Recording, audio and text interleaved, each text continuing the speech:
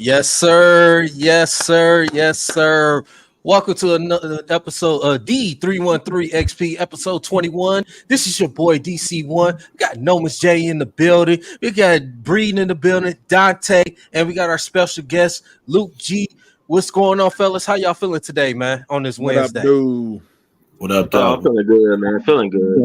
Feeling good. Absolutely. Feeling good. Absolutely. It's been absolutely. a long time coming to get Luke G on this channel.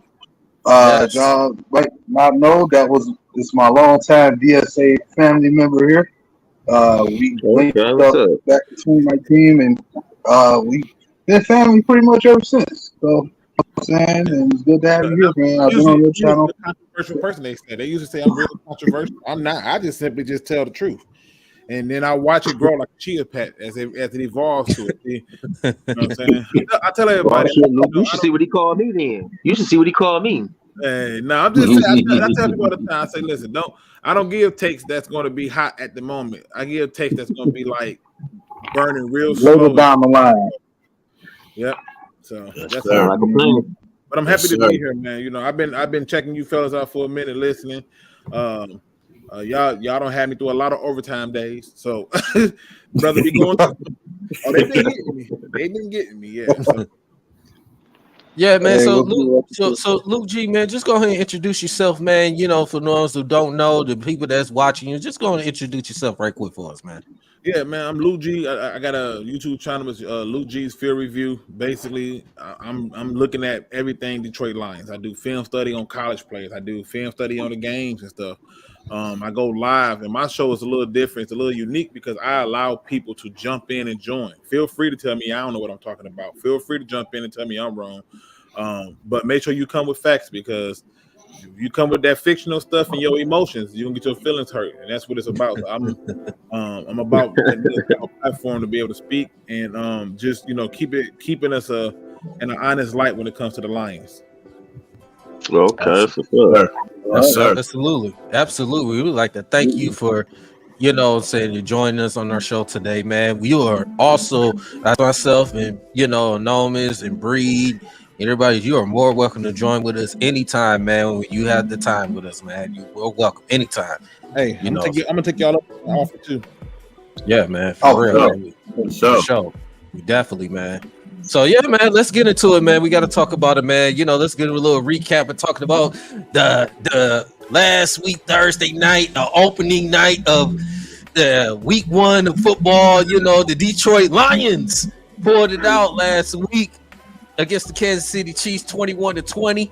Man, it was a very exciting, man, for us Lions fans out here, man. It was great for us to celebrate that victory, man.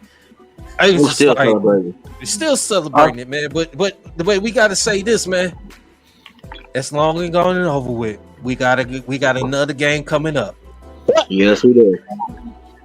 Let's go ahead and we're gonna recap this. Let's go ahead and recap talking about this victory that we had against the Kansas City Chiefs. Noah, I'm gonna start with you, brother, man. How did you feel?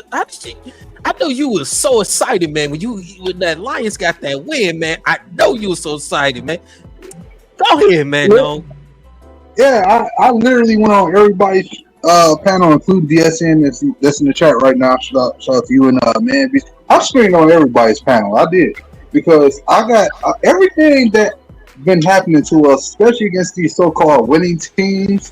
The cheating from the refs, the mistakes on our end, the blown, and just anything you can think of. The Lions are showing us that they are overcoming all of it, and it's all starting to actually remind me of things that this gentleman across from me has been saying for years. It's all about attitude. It's all about the leadership, man. It's all about the head coach and what he's bringing into these guys, and that's something that we're getting from this staff that we weren't getting from some other guy with a funky beard. That I'm not gonna mention his name. Oh, you talking about Fat Patricia? Yeah. Well, I was trying not to bring that up, but yeah. Okay. Forget that Denny menu reading bastard. He read the Denny menu. He wasn't worried about no plays. I got you.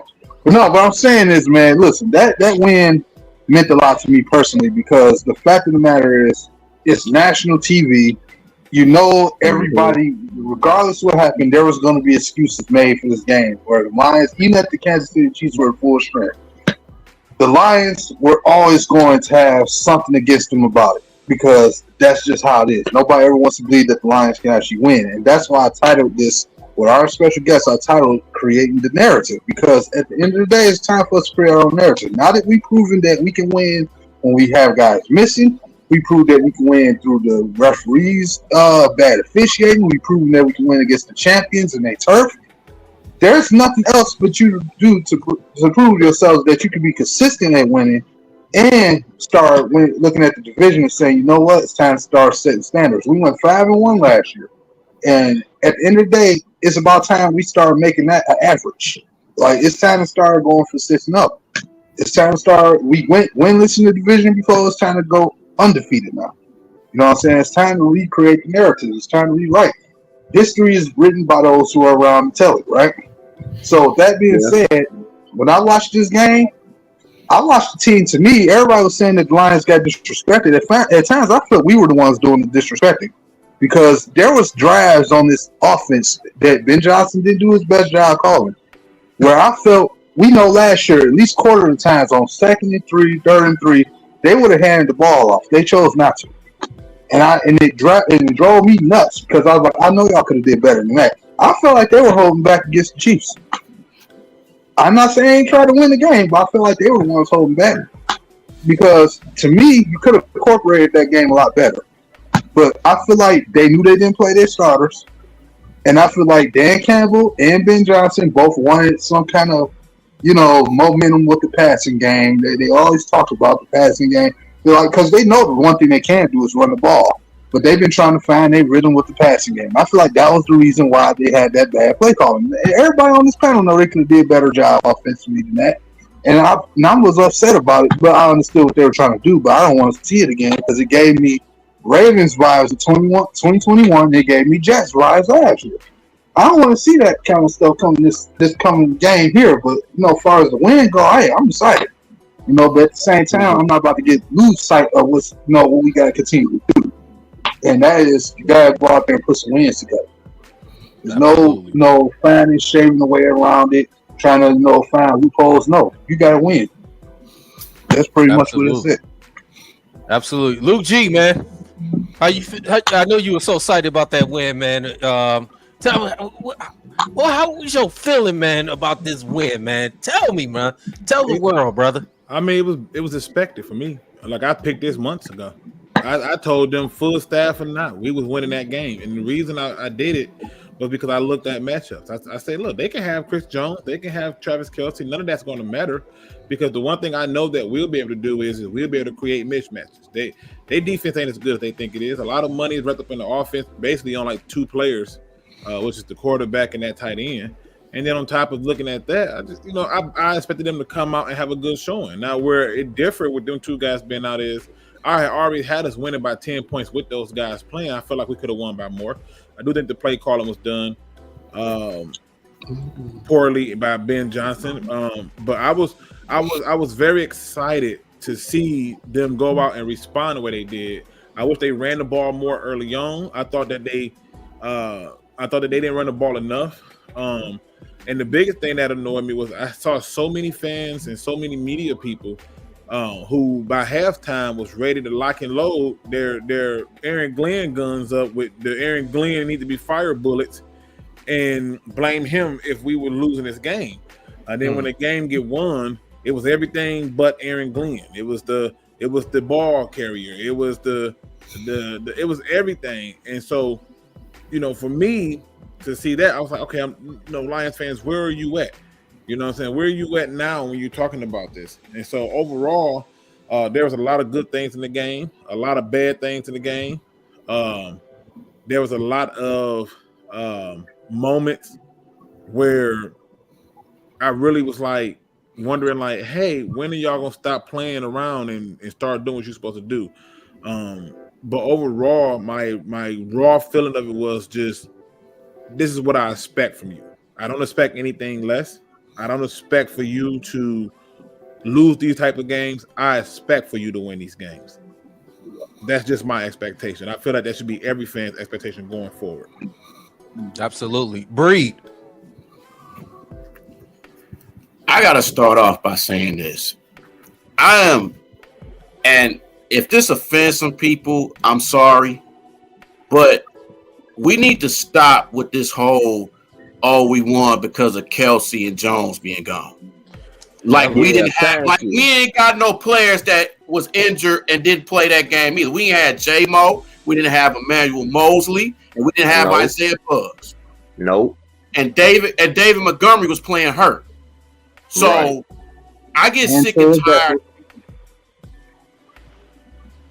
We say no? And Taylor Decker, right. So I hear that from people, and then even national media saying, "Oh, we got lucky." I'm like, "Hey, a win is a win. I'll take it." Yes, Kansas City had a lot of drop footballs. It happens. Like we've had games like that too. So I love, and then this team to me is a prime is kind of like how we are as a city. They grit, they grind, they did everything they can to win this game. And that's just how the city of Detroit is. That's how Michigan is, but more so the city of Detroit. They are a reflection of the city. And this team is going to be really something. And where they did Patrick Mahomes and put different sets to confuse him, that was just a great thing to see, because he was confused, even though he had running room and stuff, but he was still confused.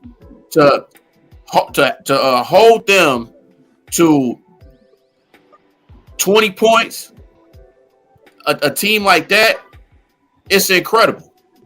So hats off to the Lions, man. I'm excited that they got this win.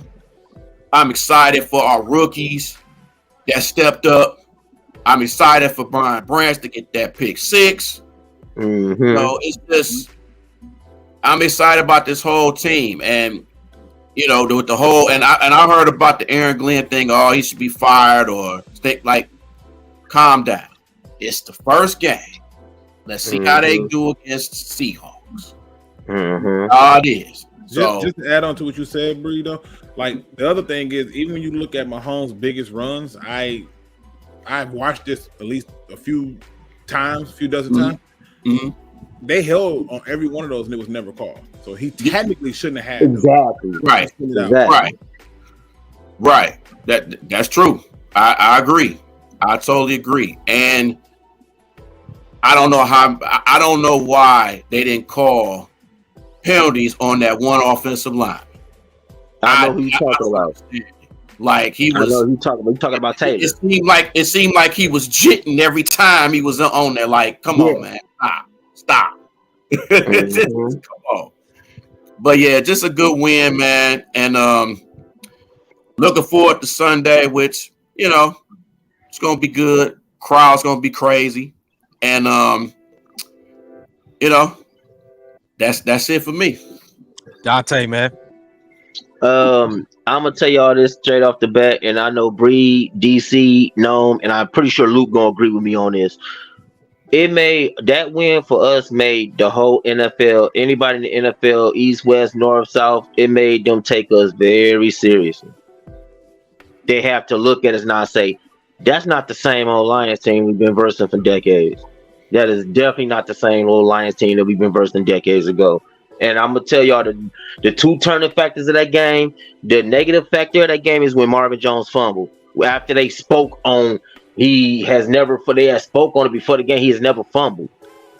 And here it is, they jinxed us for him to fumble. That was the bad turnaround of the game. The positive was that pick 6 by Brian Branch. That was the deciding factor then. And of course, David Montgomery did play hurt. Yeah, he did. But he fought through it.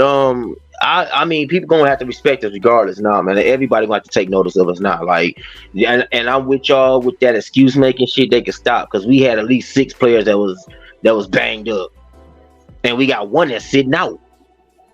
So he out on suspension. So I mean, I think them wide receiver boys for stepping up. What's his name? Raven stepped up. Reynolds stepped up.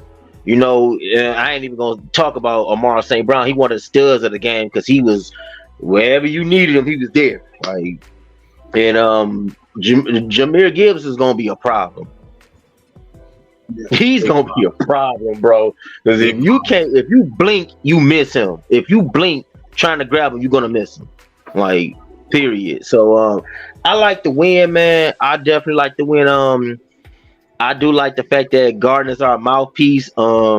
Crazy as that sound, but I think he did it with this one. This next game situation, I think he overdid it with this one, bro. He trying to have some players. He trying to have some fans get locked up at Ford Field, bro. I'm not even trying to be funny, bro. Like, that's gonna look like you if all the people wearing them masks. And look, I work for Amazon, and they already said the damn masks are sold out. So I'm pretty sure I'm gonna be delivering that shit tomorrow. I'm at Friday. I'm pretty sure of it. I'm pretty sure of it. So, which that was crazy. And I'm gonna tell y'all something. If I see an old Caucasian 80-year-old or 75-year-old wearing that shit, I'm dead, bro. I'm like, these dudes is really trying to get locked up out here. Security gonna be scared, bro. They is not gonna know what the hell to do. They ain't gonna know whether they gotta frisk you or what, bro. They ain't gonna know whether they gotta frisk you.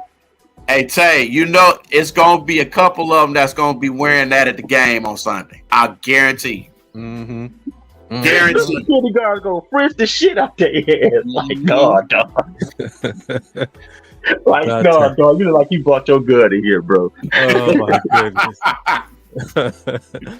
But yeah, man, you good on that, Dante? Yeah, I'm good, man. I'm happy for the win. I'm still celebrating it, bro. Like, but listen, everybody on this panel made great, valid points on this game, this past game we had, man.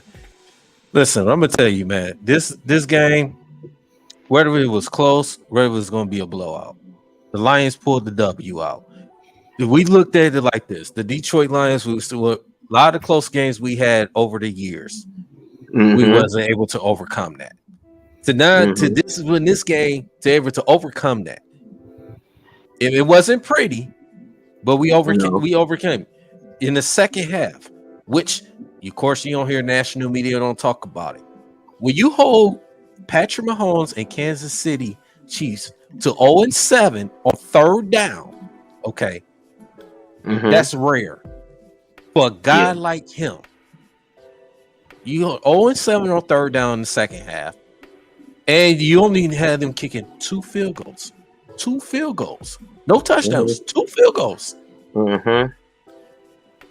They was up 14-7 at halftime. Get that pick six, tie the game. You're holding 2 field goals. Your defense did their job. They did what they're supposed to do. Aiden Hutchinson was a monster. He was a monster out there. You know, McNeil, all the guys, they was even though they was getting held so many dang on times, it was ridiculous, and the refs wasn't calling it. But we still managed to stay focused, play our game, never gave up, and then didn't give up. Because usually in the past, we give up leads, we blow chances. This particular game, we didn't. Nobody didn't pick us but us to win that game. That's simple as that. The offense, they stepped up. They scored, even though they St. Brown scored a touchdown. Dave Montgomery scored that touchdown, even though Dave Montgomery was playing hurt. But you see the flow of that offense has not changed.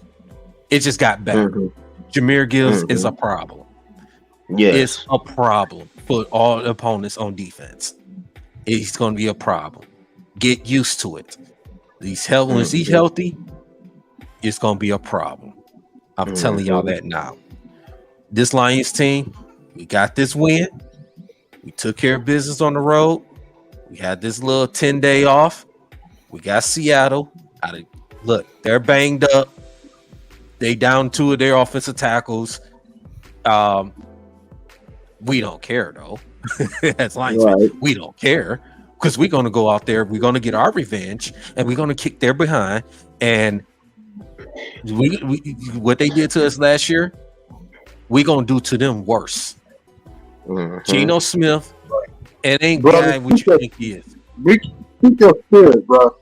Not behind ass. Oh, and Daryl, not to cut you off, you called it. You called it. That last thing, that preview before the game, you called it. You said this. Try to keep Mahomes in the pocket. You say and frustrate him. We exactly did that. I mean, he got a few breakaways where he ran to the outside, but you see what happened. He was frustrated after Tony dropped some passes. He was frustrated. That's when that happens. The same thing when I say with running quarterbacks like that, you got to get pressure, you got to contain them, you got to try to keep them in the pocket, make them be like a pocket present quarterback, make them throw the ball quick. Then they don't want to throw the ball. Right. They rush, make them hurry up, because the simple fact is, if you get them time, they're gonna either they're gonna scramble or they're gonna find somebody.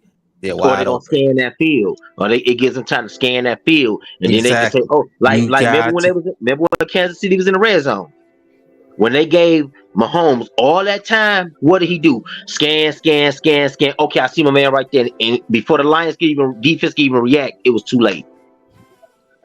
My man was basically in the end zone. Yeah. So, but like I said, first with us, man, like I said, we gotta just take care of business against Seattle. Our home crowd is going to be electric. It's going to be crazy. It's going to be crazy down at Ford Field. So I love the win. I love the win that we got. But we got to keep moving. We got a lot of work to do. Moving. We got to move past that Kansas City one. We got Seattle coming up. So I think that Metcalf might have just messed his team up for what he said about CJ Gardner, bro. You just did the wrong thing. You're not supposed to light a fire under a defense's ass like that. And I think that's exactly what he just did. Well, speaking of that, we're going to get into this game, this Lions Seahawks game. We're going to preview that. So I'm going to start with Luke G. What are your keys to this game against the Seahawks, brother? I think a lot of people are feeling good about the Kansas City Chiefs game, but the Kansas City Chiefs didn't battle test our run defense. And so the Seahawks are going to attempt to do just that. They're going to try to battle test our run defense. So that interior is going to need to be huge in stopping the run. And then the more important part of it is just simply look at what happened in the game against the Rams that the Hawks had. Now, I'm a Lions fan, but I'm also a Seahawks and Bucks fan as well. And I follow those three teams religiously, so I keep track of what they're doing. And when you look at that game against the Rams, they really caused a lot of problems outside, which forced everything up the middle and caused more problems, and that's why they took that L. You have to do the same thing with us. This snap count stuff that they're doing with James Houston, enough of this. Let that man play. Let him play. I don't know what more you need him to do, what more you want him to do. I mean, damn, he played a bunch of snaps in preseason for you. Everything you've asked him to do, let him play. And to me, if they are able to shut that part of the game down, it don't matter. Now, when you flip it to the Lions offense versus their defense, do they have some things over there that you can be concerned with? Yeah, they got some cornerbacks, some safeties too, which is why it's going to be vital for you to get these running backs to create mismatches with the linebackers. It's going to be vital for you to still be able to run the ball effectively against them. You can't allow them to dictate the time of possession. You have to do it. So to me, if they're going to win this game, they're going to be one doing the dictating. Do I believe that they got a secondary enough to keep up with our receivers? On the outside, sure. But on the inside, no. I think Amon-Ra St. Brown is a headache. And the fact that you have, in my opinion, the emergence of a rookie tight end in Laporta, he's going to be another problem. But they got some tight end help too. They got no offense over there. They have DK Metcalf over there. And so we have to step up and make sure we stop it. But it's going to start with us, getting to the quarterback. Getting to the quarterback, run the ball. This is how you win that game. I like it. I like it. I'm gonna go with Bree next. This is pretty much gonna be another test for the Lions. I know home crowd, they're gonna be amped up and everything. They gotta pretty much do the same thing that they did in KC. You know what I'm saying? They gotta make Seattle one dimensional. They do. They definitely do. They got to take away that run game just like they did with Kansas City. Kansas City did not have a run game. No. They were one-dimensional. They have to do the same thing with the Seahawks team. Now, K9 a beast. Shout out to K9. But we got to, yes, sir. Shout out to him. But we got to neutralize him. We got to put constant pressure on Geno. Put constant pressure because he was running us even in that one last year. So we got to neutralize him. We got to do what we can to DK, not only just DK Metcalf, but Tyler Lockett too. This is the type of game where Tyler Lockett can be sneaky good and sneaky quick. This is his type of game. So we got to neutralize him. And this defense is something too. This is a good defense. They got some pieces. But we just need to just keep the ball rolling. And the people got to understand too, these starters didn't play at all in the preseason. So really that KC game was just the only game they really played. Yeah. So they still trying to get the mix of each other. So I would just say, man, just run the ball down their throats. Pretty much had the same game plan as you did with KC. But give Goff a little bit of time to go to these receivers and, let the defense be the defense. I mean, I would love to see DK against CJ. I'm dying to see that matchup. Yeah, especially if he called him soft. Like that's gonna be an issue. Or as I call DK Metcalf, I want to be Calvin Johnson, but that's here nor there. But I thought when I thought he first got in, I thought he could be that next Calvin Johnson, but I was wrong.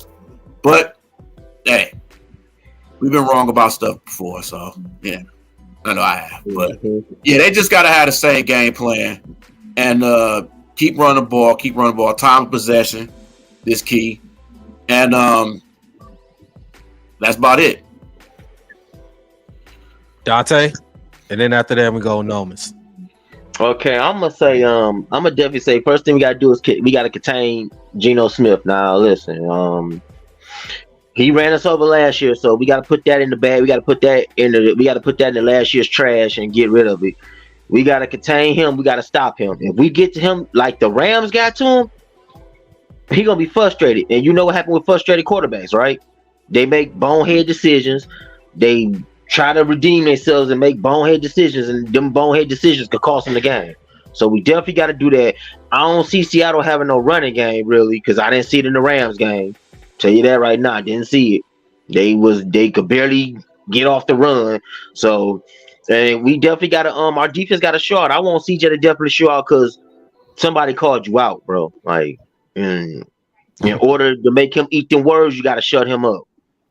So, I mean, if he shut man, he gonna get inside his head because he's a trash talker. So he gonna get inside his head if he make that first defensive play, he gonna be in my man head he gonna be living rent free in my man head all day. So now I do want to. One thing I will say I disagree with you on a bit, Tay, is Geno Smith didn't do nothing to us last year. Again, I'm a Seahawks fan, right?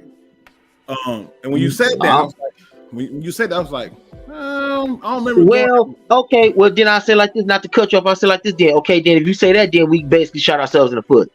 Oh no, we definitely shot ourselves in the foot, but that wasn't what the shooting didn't come. It didn't come from us necessarily shooting ourselves in the foot. It came from an interior defense that couldn't do nothing. Rashard Penny had 17 carries for 151 yards and 2 touchdowns. Mm-hmm. Yeah, you see what I'm saying? Kenneth Walker, who was basically hampered through injury, still had 8 carries for 29 yards. And Geno had seven carries or 7 runs, I should say, for 49 yards and a touchdown. Geno don't run much. He tries to throw the ball. And the problem was when they beat us at that particular time, we couldn't stop the run to save our life. They did to us what we did to the Kansas City Chiefs. They just ran it down our throat down the end for a long drive after long drive, and we couldn't beat them. I think when you look at Geno Smith, it's Geno Smith. And so at the end of the day, here's a guy that you look at most recently against the Rams. That dude, you have any idea how hard it is to throw 117 yards? You know, like you can literally sneeze 2 passes and get 100. So by accident, hachoo, the ball came out. That go 100 right there. The thing is you have to shut the run down. They only were in the game with us because they shut our run down. Shut it down. Jared Goff that game had almost 400 yards passing, 4 touchdowns, and what doomed us was that interception. But for the most part, we never got near Geno Smith in that game. Geno Smith was 3 of 30 for 320 yards and 2 touchdowns. He never got sacked once. Mm-hmm. Now, that right there can be remedied real easy because all you have to do now is essentially you just have to basically say, you know what, in order for me to make this different, I'm going to have to put them hands on them. I'm going to have to touch them. I'm going to have to frustrate them. And if you're not prepared to do that, I feel like that's what the problem is. But I don't want people to be thinking that Geno last year did us dirty. He did us dirty in the passing game, but we never got near him. We never touched him. Wasn't like half our defense jacked up too that year? No, actually what it was our linebackers sucked. The Lions fan base went crazy over a undersized linebacker who was meh at best in Malcolm Rodriguez. You had him and Ellis Anzalone. They couldn't do nothing. Rashard Penny had his way. They ran past him left and right. They wasn't filling gaps. They wasn't hitting the right holes. The safeties were having their hands cut off of them because they couldn't do nothing but had to come up close. It was a whole problem, but it started with that front seven. It's just the run defense. That's what killed us. I feel like our whole line was back there or jacked up that year. Shit. I mean, well, the offensive line had issues. That's true. The offensive line definitely had issues, but they couldn't stop a bloody nose, my dude. The fuck. Yeah, but you would think that even with that line being as bad as it was, I mean, they only got 1 sack on him, right? They only sacked him once. But when you look at the number of tackles for a loss, we had more tackles for a loss. But when it mattered the most, when it was at its absolute highest point, they just ran the ball down our throat. That's all it was. They ran the ball down our throat. And you know, we really didn't have an answer for it. This year, it can't happen. No, it can't. Absolutely. That's why I said you contain Geno Smith and you stop that run game. If we do the same tactics we did this game against Kansas, I see us walking away with a dub because we bursted one of the NFL's elite quarterbacks.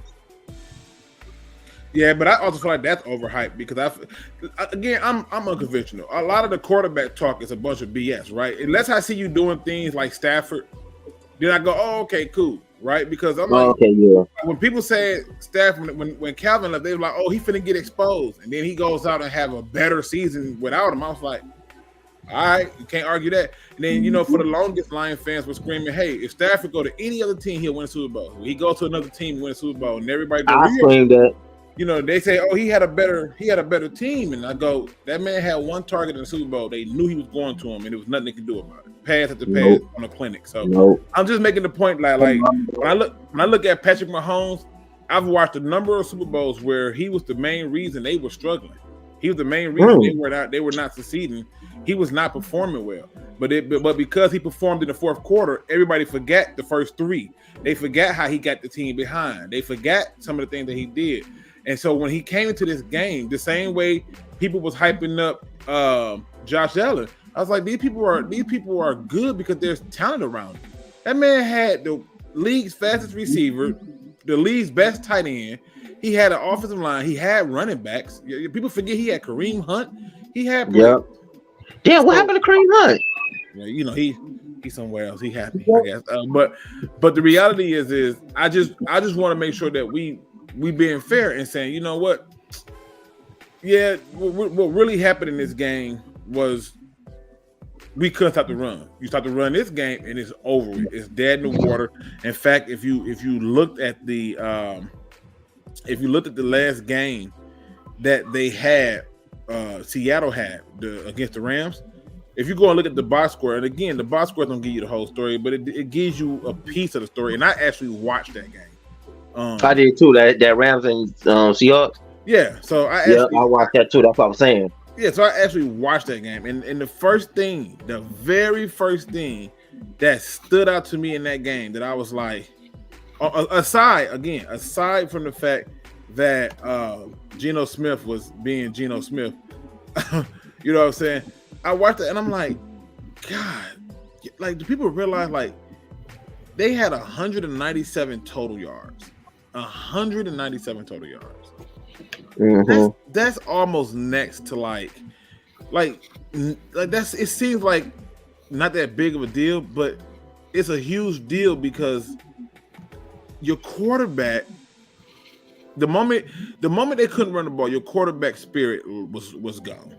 And that's all I'm saying. I want us to take the spirit away. That's all I'm pointing out. Take that spirit away, get the win, go 2-0. Then you got the Falcons next. The Falcons next. That's gonna be something to watch too. You know, that shouldn't even be nothing. That shouldn't even be nothing for us to be struggling with. But you should be really having a strong start. Early on, you know, with this thing and going into that second quarter with a winning record. That's all you can really ask for at that point. And I'm gonna tell you, I'm gonna go back to that Super Bowl game that year that Stafford won the Super Bowl. I was the first one screamed that shit because I was like, if he goes to another team, if he goes, and I didn't think the Rams would pick him up, but I guess they were smart on it. They was like, we need a quarterback. He's the missing piece. Boom.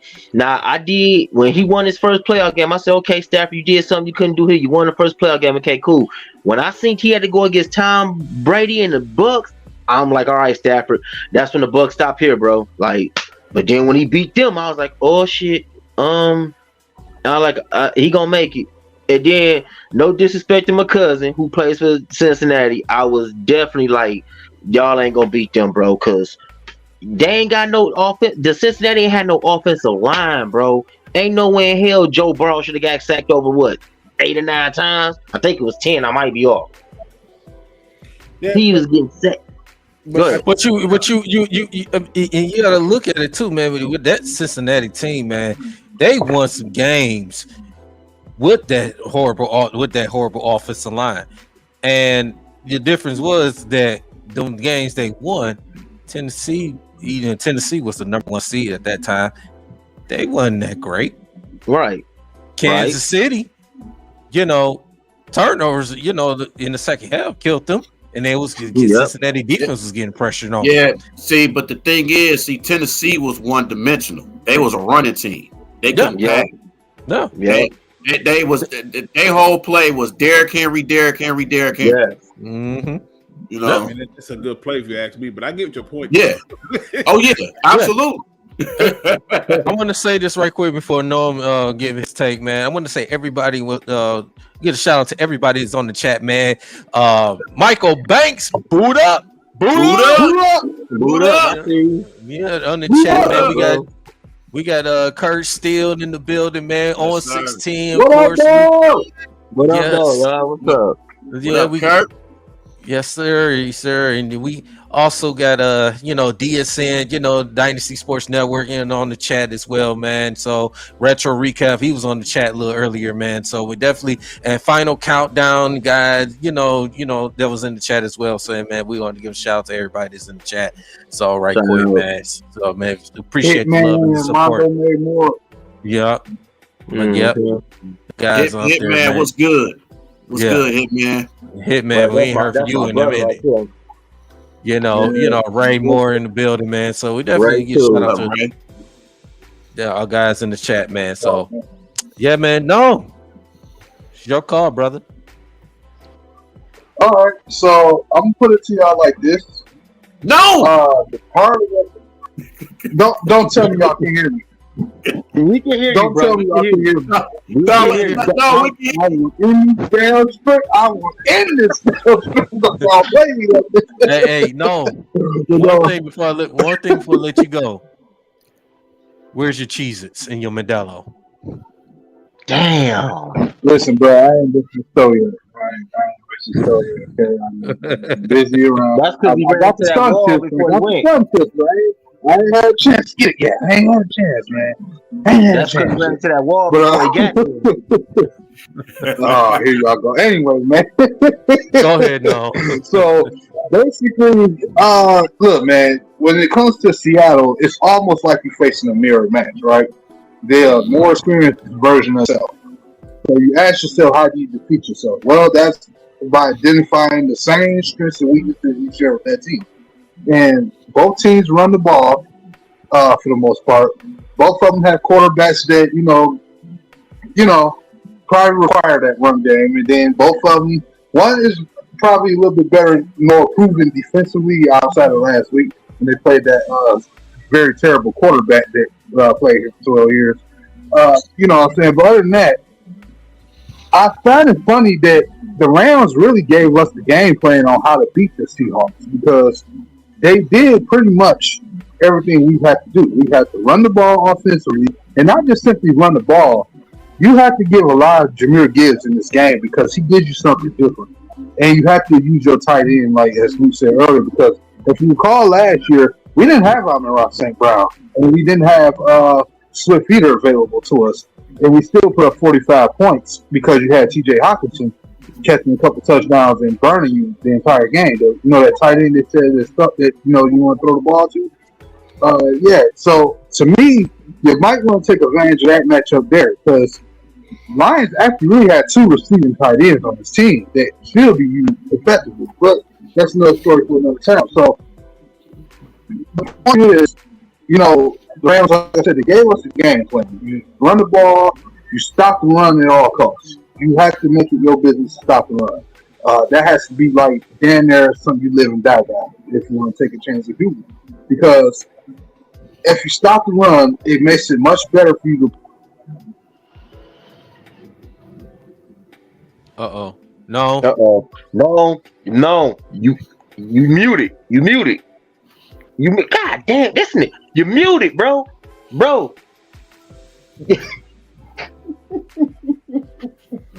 And this moment of sign language is brought to you by StreamYard.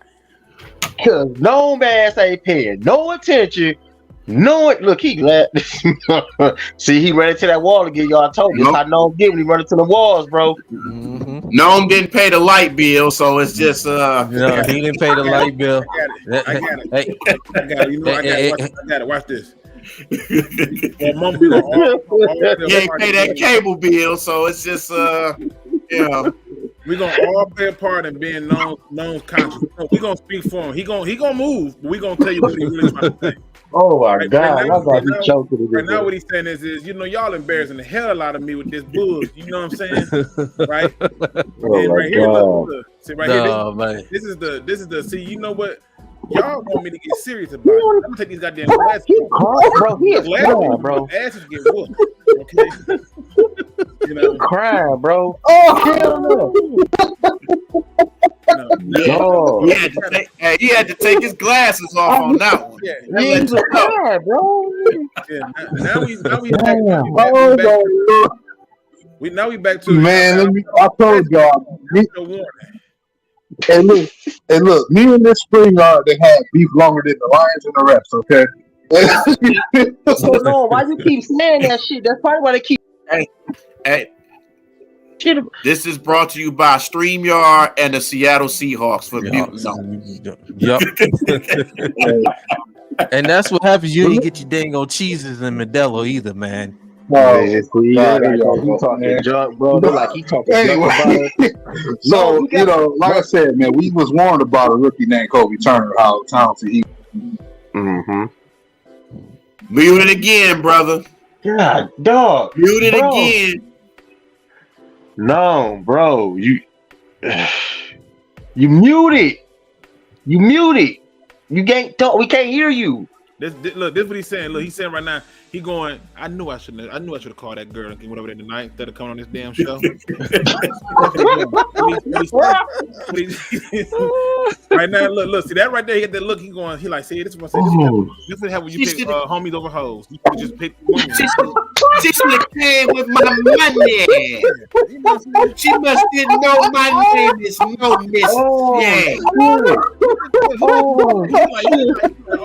I'm gonna play it off because you see, no matter what they want, I'm gonna get that girl tonight. So I'm gonna play it off, act like my stuff ain't working. I can at least say I showed up, but that girl, she told me she was strange. Oh my Lord, yo. Anyway, man, like I said, stop the run, get pressure on Geno because it's at the end of the day, it's not Geno you gotta worry about beating you, it's the rest of his team. You know what I'm saying? That's what you have to stop. You guys, by stopping that run game, it's like taking away Seattle's, favorite toy that make them go to sleep. You know what I'm saying? Like they live and die by the run in Seattle. That's been their strength for over a decade at least, if not longer. They won the Super Bowl because they had a hell of a run game, and they've been trying to find that ever since Beast Mode left. And now they got it with K9. So you take him out, you make it your mission to take him out. I'm gonna need to see a lot of I'm also need to see some Joshua Pascal, and I would like to see a little bit of Levi, because Levi played well at times too. And linebacker-wise, you might want to roll with Burns and my man Jack Campbell, because you come out there with Anzalone, it's going to be a long night. I'm just saying right now. You might want to come out there with D. Burns. And I got to add this, and no, I got to add this, and I know everybody going to feel the same way I am. Through all circumstances, I don't care what the score is, please do not put Will Harris in the game. Thank you. I'm so agreeing with that shit. Please don't put him. I'm doing an APP on it. Do not put Will Harris in the game. Man, they shit like him in the cage like they did my man on for the Rookie of the Year movie, bro. Remember when that dummy locked himself in the locker and he had to end up standing that bitch the whole game? Do that to Will Harris. Just lock him in a locker room and don't let him out. Yes. I mean, we really want to get down to the nuts and bolts. We really need to be trying to figure out why he's still here. You remember the scene and what's got to do with it when Ike's wife found out about Tina and why is she here? I'm trying to figure out why is Will Harris still here? And okay, let me ask you. I'm gonna answer that, Bree. I'm gonna answer that for you. Years and years ago, we've had shitty corners. Like we had Nevin Lawson, kept his job so long. He was long overdue and still had a job. Mm-hmm. We had what's my man that just went to New York? What was that guy that we just got rid of? He went to New York. No, hold on. Nah, Monty was solid for like 3 years. That final year he was injured.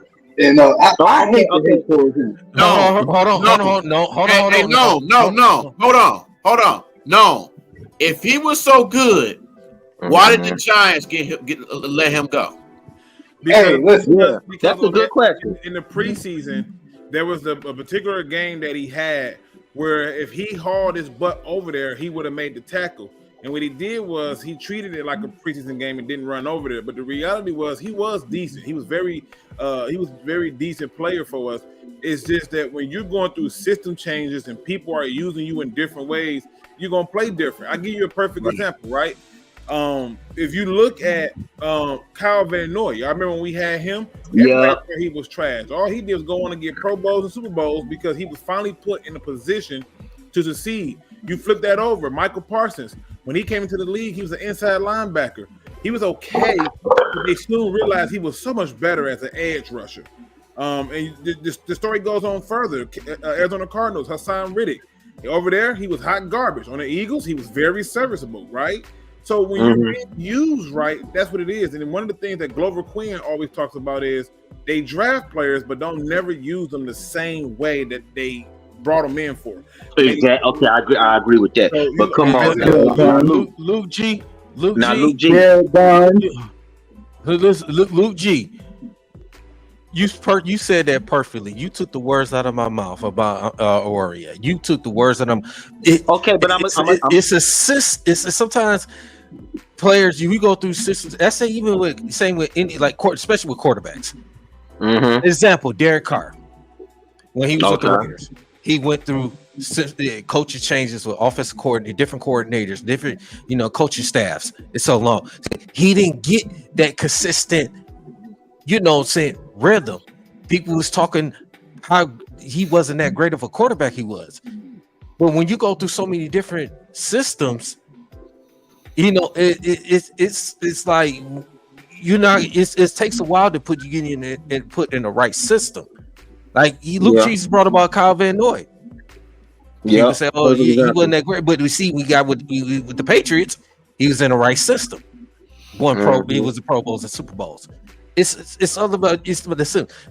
Much as I can't stand Baker Trashfield, I can't stand him. But Baker Trashfield was going through coaches changes and coordinator changes as well. To me, he's still garbage, but it is what it is. But it's just that Luke G just took the words out of my. Exactly. DC, I agree with you. I agree with y'all with that. But what I was getting to Luke G about is Nevin Lawson was always trash. No matter what system he was running, he went over to the Las Vegas Raiders and still sucked ass. How the hell you do that? Because you are who you are, right? You are who you are, right? So at the end of the day, if you're trash, you're trash, right? But in most cases, I don't believe that Amari was trash. There's a lot of things that happened with this team that I don't believe is trash. There are people who believe Javid Best was trash. I thought he was one of the best running backs we ever had. Absolutely. There are people who thought Kevin Jones was trash. I can go down the list in the history of people that they thought was trash, but when those players went to other teams, they was great. But I can give you the flip side of that, right? So many Lions fans, so many of us, and me not included, because I don't value receivers that way. So many Lion fans did not want to see Kenny Galladay go. Over here, he balled. New York Giants, he didn't. He didn't. Now he's not even over there. So at the end of the day, you're retarded. You look at it, and you see that this can happen to anybody. You have to be able to be put in the right position, and you have to be able to do it. Like, for example, the first game of the year, DeAndre Swift on the Eagles, he gets 2 touches. I can't say he trashed because they don't give him the ball. So, and I thought he was great here. I didn't even want us to trade him, to be honest with you. I didn't either, but no. But again, I don't want to harp on, like, because this is the thing that we do as fans is every time somebody leaves us, we act like jilted lovers, and now all of a sudden they stink. I know there's a little clip where this dude had a rap. He like, I hope you fall down the stairs and you break your neck. And he just so upset that he done broke up with her. And that's what we do to our players. When they hear, they're the greatest thing. They have reinvented the wheel. They're the light bulb. And then as soon as they're gone, we hate them. They stink. They vaginas was loose and everything. We come up with every excuse we can come up with. That's a good analysis, but I'm gonna tell you like this. I was never keen on Nevin Lawson.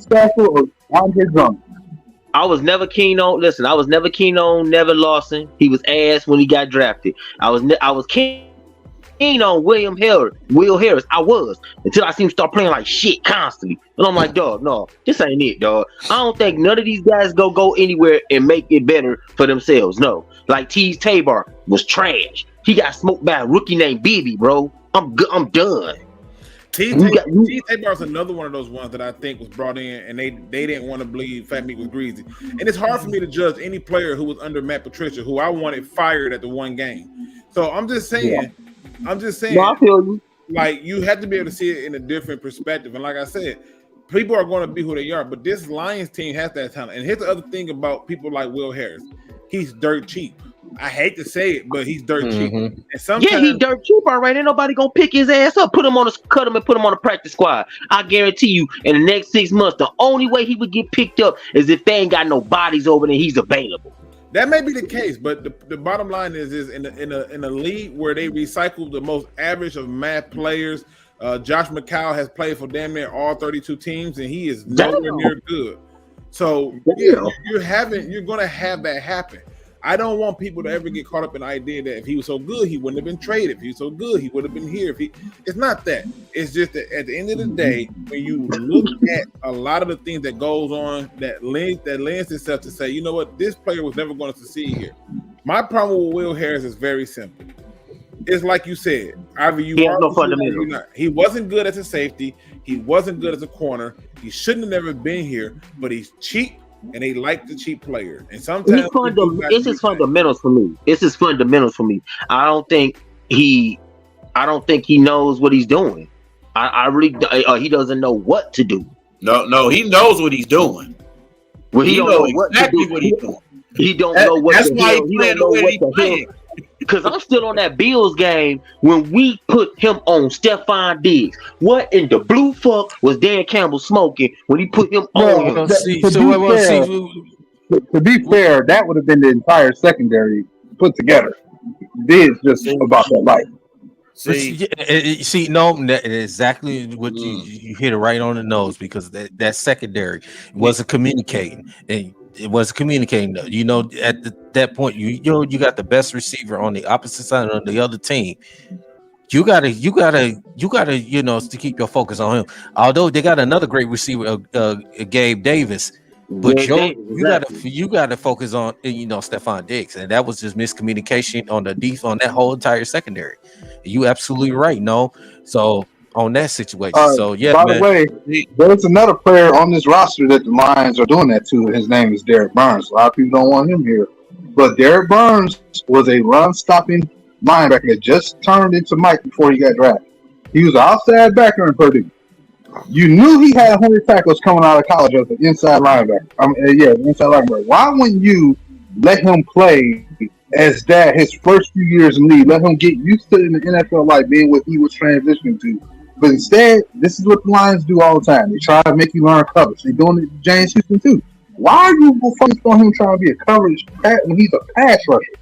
Like, the dude's a natural born. Let him do it wrong. With that. That's the problem with the Lions. They try to make you do too many different things way early in your career that is not your style. And it's like and I feel like they do it because they want to save money instead of spending the money or the draft pick to get a player that's really good. Like, we should have had Isaiah Simmons, but they chose to go get Okuda at 3 when you just saw a pass rusher and a quarterback. The first 2 picks in this COVID draft, you go get a corner instead of a linebacker that could have played multiple areas for you, help you in coverage. That's the main thing that this team has been screaming about. We don't got linebackers to cover. Well, he was right there 3rd overall. Y'all bitched him on about it and took a corner, and then got mad because they didn't take the damn quarterback that only 1 or 2 people talked about getting. No, let me stop. I mean, but no. You ain't got to go that far. No, you got a point. Look at Aiden Hutchinson's first season. This man, they brought him in and he was struggling, and they realized, let him stand up. Oh, you think? Use him the way he was being used and had success. Stop trying to make a square peg into a triangle opening. It's just not going to work. And the reality is that's not what the Lions' problem is. I just wanted people to understand.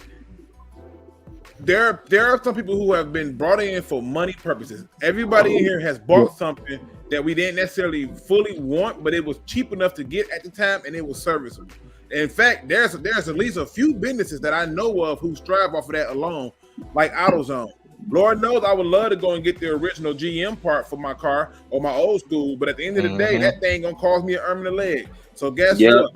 Duralast looks real good. I'm just being honest. So you go with the money, and you go with what works for you at the time. But again, none of that's going to matter if we can't stop the run versus Seattle.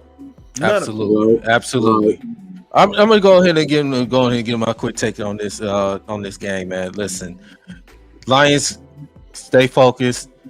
Don't you already took care of business against Kansas City. Like I said again, you did that. You did your job on that. You went on the road. You took care of business. Now you at home. The crowd is going to be behind you. Let's show them our 12th man. The crowd. Our crowd is going to be behind us. It's going to be one of the loudest. Dan Campbell said the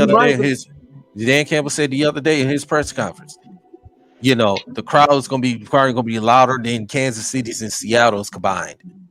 Okay, yeah, bro. Field's going to be rocking. With all the masks on, they gonna be loud. I don't care if it's mask or without no mask. I don't care. The crowd is going to be behind us because this is the expectations of this team to be successful. So we cannot get this. We got to go into Kansas City, get this win, and turn around. We lay an egg against Seattle. We can't do that. Right. We got to stay focused. We got to play our game. We got to play smart football. That's as simple as that. Lions go out there, play simply play your game. Don't make too many silly, stupid mistakes. I'm gonna keep saying it. I know it's a long season, and please don't let them extra days. Yeah, because it's gonna be 10 days till they play. Yeah, right. From that last Thursday, so Absolutely. that could be a little bit of a layoff too. Yeah, Right. So that's the importance. I said, this focus. You got this little extra time.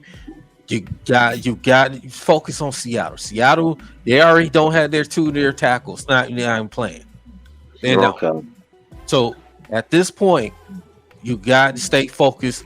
When let's go out there, take care of business in our home crowd. Make Geno Smith play like the Geno Smith from the Jets. Okay. Right. Make Geno Smith, play like what the Rams just did to him. Right. He was like when he was playing for the Jets. Damn. Oh yeah, and all Seattle fans. Yeah. All Seattle fans. Yeah. Please get your security. Get your security near you, please. Absolutely. That's what I'm gonna say on that, man. Well, I got a couple of guys here. It's gonna be it's on into the show. We got Ray Moore, we got Hitman, and we got Michael Banks in the building. What's up? What's going on? I had to jump in there, dog. I had to. It's the longest panel here. But I just gotta say this. Y'all are right about all the stuff y'all's talking about people in the wrong position doing this, but we're not doing that no more. Let's talk about these last 3 drafts that we done had under the doggone Yoda, bringing them people in. You got doggone Rodrigo. We got doggone Branch. You know what I'm saying? We got St. Brown. We got Penny Sewell. Come on, let's talk about them. And Sewell got drafted in another position as a right tackle, and he played left tackle. Come on, man. I mean, he got drafted as a left tackle to play right tackle. So, dude, we know what we're doing now. In the past, yes, 100% seat of our pants. I give you that.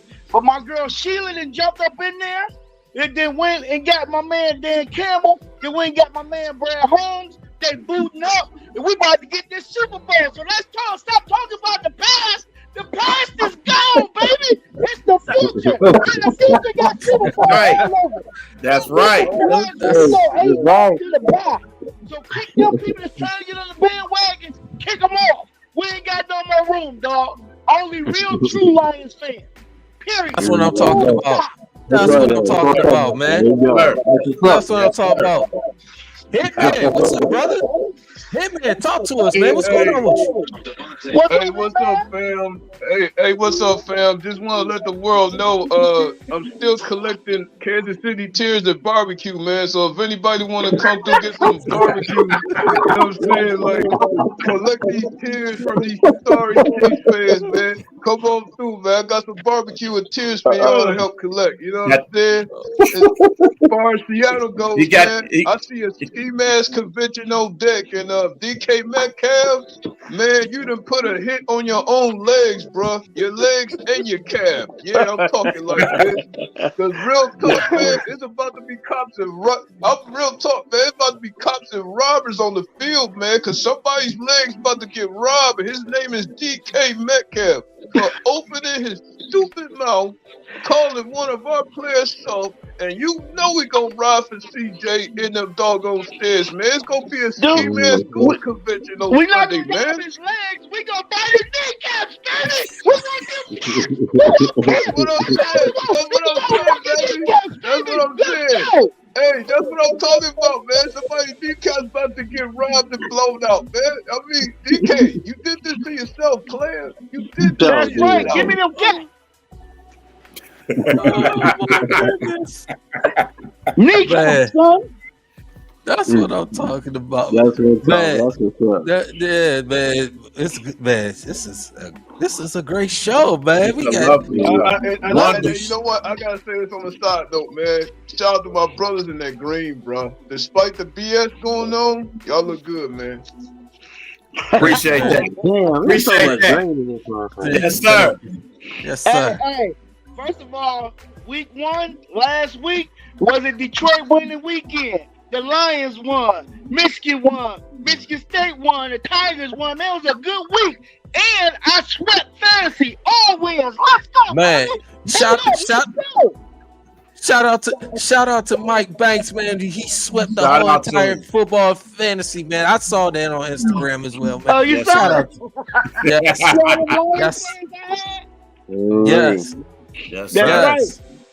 Yes, That's sir. right. So I'm gonna Man. shout out to Mr. Banks too, especially Shout for out, last shout out, Thursday. shout out Michael Appreciate Banks. Oh, What's yeah, up? we turned up, didn't we? it. We turned all the way hey, up. yes. Appreciate that, brother. Dude. I'm different. What you see is what you get all Yes, the sir. time at the game. Period. Hands down. Boot up, I'll be baby. booting Boot up, up, Hey, baby. hey. Let's put a boot. Let's put a boot up in these Seahawks behind. Let's put a That's boot up right. in there and collect keep We these got- guys in the process. Hey, hey, We I gonna boot up all over the world. We gonna make everybody. Hey, do y'all think it's a Seattle the Lions blowout against Seattle, or y'all think it's gonna be a close game? Oh, I put the score up there, bro. You ain't see it?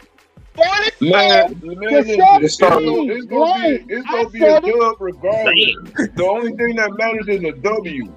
That's all I want to see, and I think we're gonna get it this Sunday, man. Gino, I believe it too. you might as well sit down because you about to be running all game in this game, bro. And- You got and I- somebody You ain't gonna get far, though. jack on your And I tail, think that boy. crowd noise is gonna help him not hear them plays. Because as loud as the crowd is gonna be, it's gonna be hard for Gino to hear them plays. So Man, if we- they- We gonna get him so much. We gonna get him so many false starts. You get so many delayed games. It's gonna be crazy. I'm St. telling you. Brown, 2 Hey, touchdowns. Gerald, Gerald, hey, two Gerald, touchdowns. Now, let me- Montgomery, a I see touchdown. them Laporte, a decibel touchdown. levels, Let's go, baby. I see them decibel levels, display some gangster Well, music. You know what I'm saying? I see the gangster music with the And boom then don't bands play in the him crowd, again, baby. And let me ask you some news, though. Like, Gangster music. go. Yeah, I think overall in terms of So, let me ask you this real quick. You obviously, I hear like Go ahead, I know what's going Go ahead, on. now. those. But Yeah, go I ahead. No. Oh no, I was gonna say, let's ask you what's your score No. prediction? How you think the game might go? You think it's a blowout? You think? I don't think it's a Oh, blowout. come on, man. I think we win by 2 scores, but I don't think it's going to be a complete blowout. And I don't think that that should be the focus. I agree with Hitman. Get the win, because No, dude, it's a revenge game. you can't Bro, you what can't the you can't hell? have 2 revenge. years in a row. This is a You- revenge game. You can't have And it's at revenge. home opener?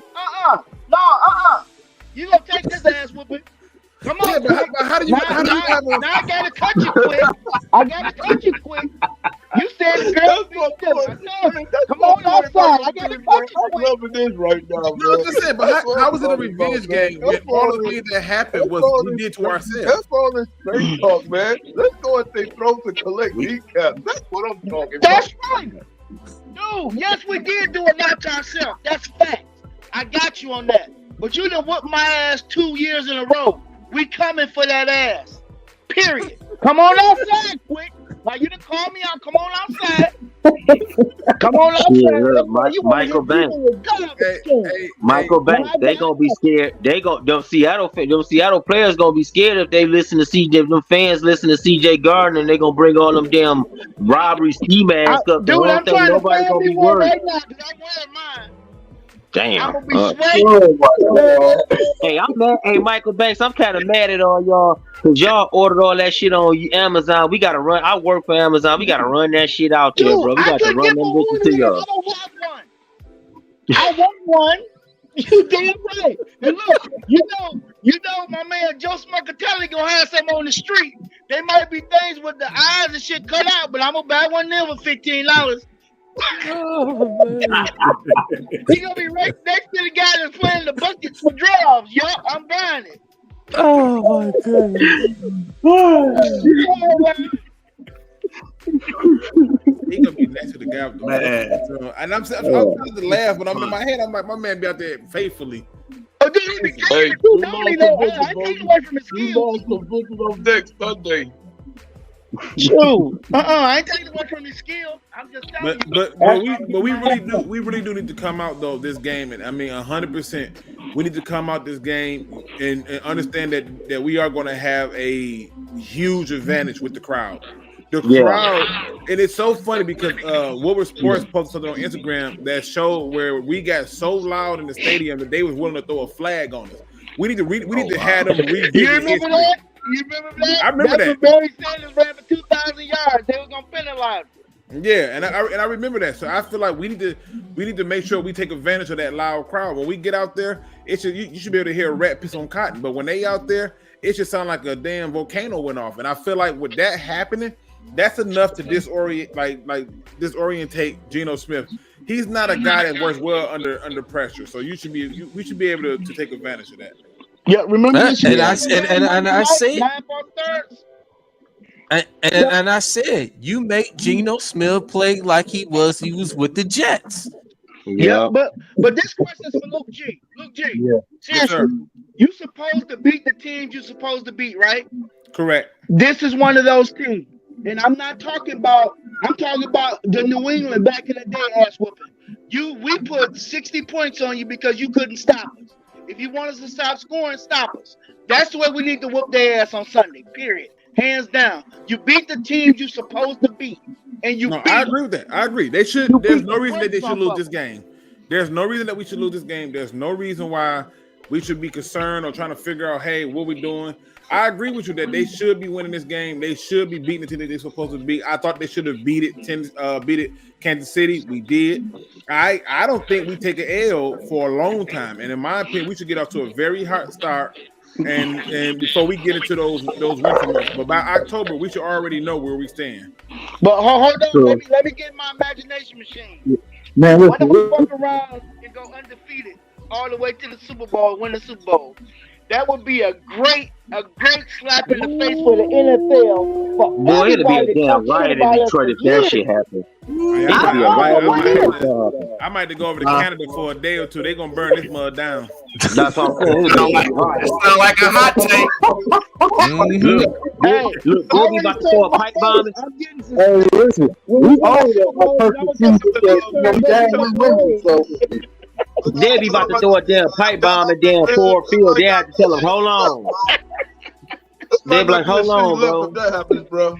They'll be about to throw a pipe bomb in damn Comerica Park. They'll be like, hold on, bro. Wait, hold on. Could you imagine like what would happen though? Good ass retribution for all of the years. Yeah, it would, bro. It would put you on a good side of history. That was in my fantasy world, please. This is fantasy world. I'm back. Then listen, I'm telling you right now, they go undefeated and win the Super Bowl. I'm gonna go at least spend a good week over in Toronto. I don't have no time for this. Look, man, listen, we're gonna go from the dirty mitten to a real dirty glove. You're gonna see 5 Don't do that. I'm gonna bomb this bitch. Hey, let me take it back to 2019 real quick. Listen, they gonna turn this around and go undefeated. And let me take it back to the. Think about this. If they go undefeated, no, I'm about to take it back. They gonna have us looking like a high five. I gotta go. I'm not forgetting like that. It's a setup. My girl Big Red gonna be turned up. She gonna have a problem for real. Hey, let me tell you something. I'm about to go back. Hey, I'm going back to the DSO days with this one. If they go undefeated and win the Super Bowl, I'm gonna have me a woman tonight. That's gonna be the first day in Michigan history where no homeless person will be homeless that day. They're gonna be letting drinks in their house. Yes, Are you hungry? Yes, we have a long time. That's gonna be the first day where nobody die. People gonna be on their deathbed and be like, I do it tomorrow. I do it tomorrow. Look, it's gonna be a great day out there. Tell us, don't Oh my God.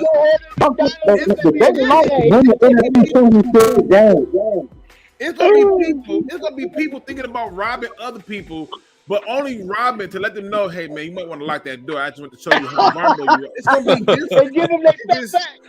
Yeah, it's gonna man. Listen, all them guys that be at the top of tickets, they're gonna be giving them for free, like tickets for free. It's gonna be so different. It's gonna be like the first time where everybody just like it's gonna be people like literally actually going to bathrooms instead of pissing on the streets. It's gonna be so different.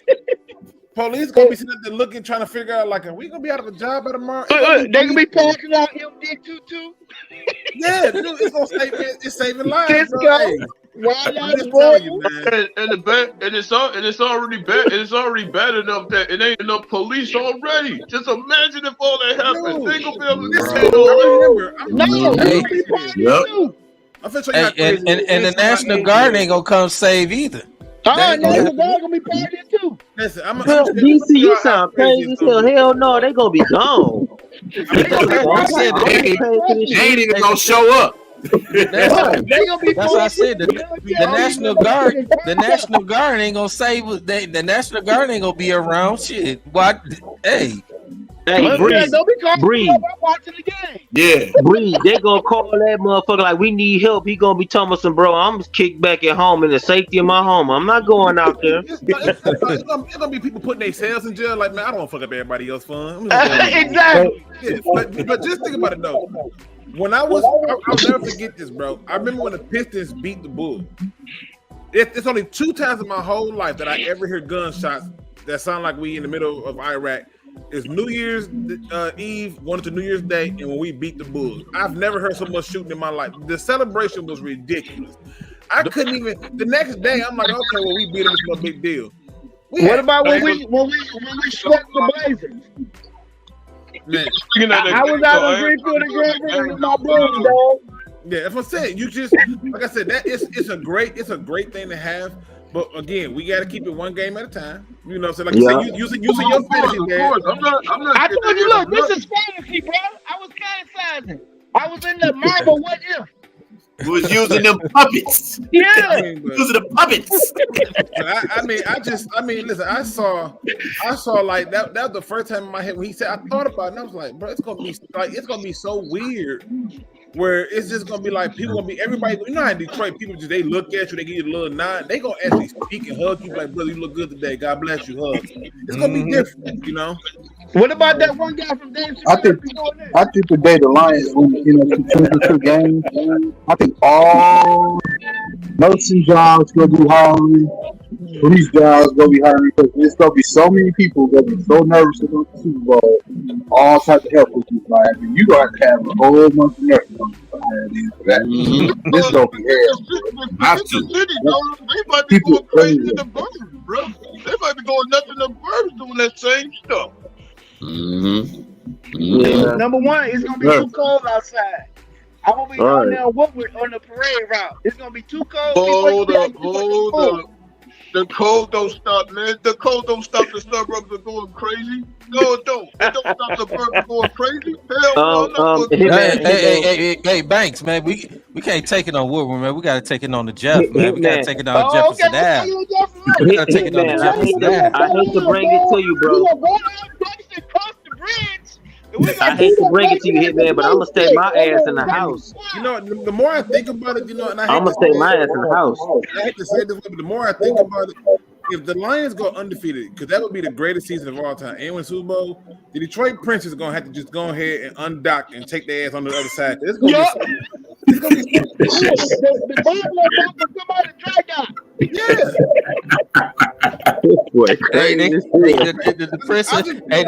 they're gonna have to recover that Bobolo boat too. They're gonna have to recover that. Damn, they gotta dig that motherfucker. They gonna have players on Mac and be with. Oh hell no! I'll stay far away from that motherfucker.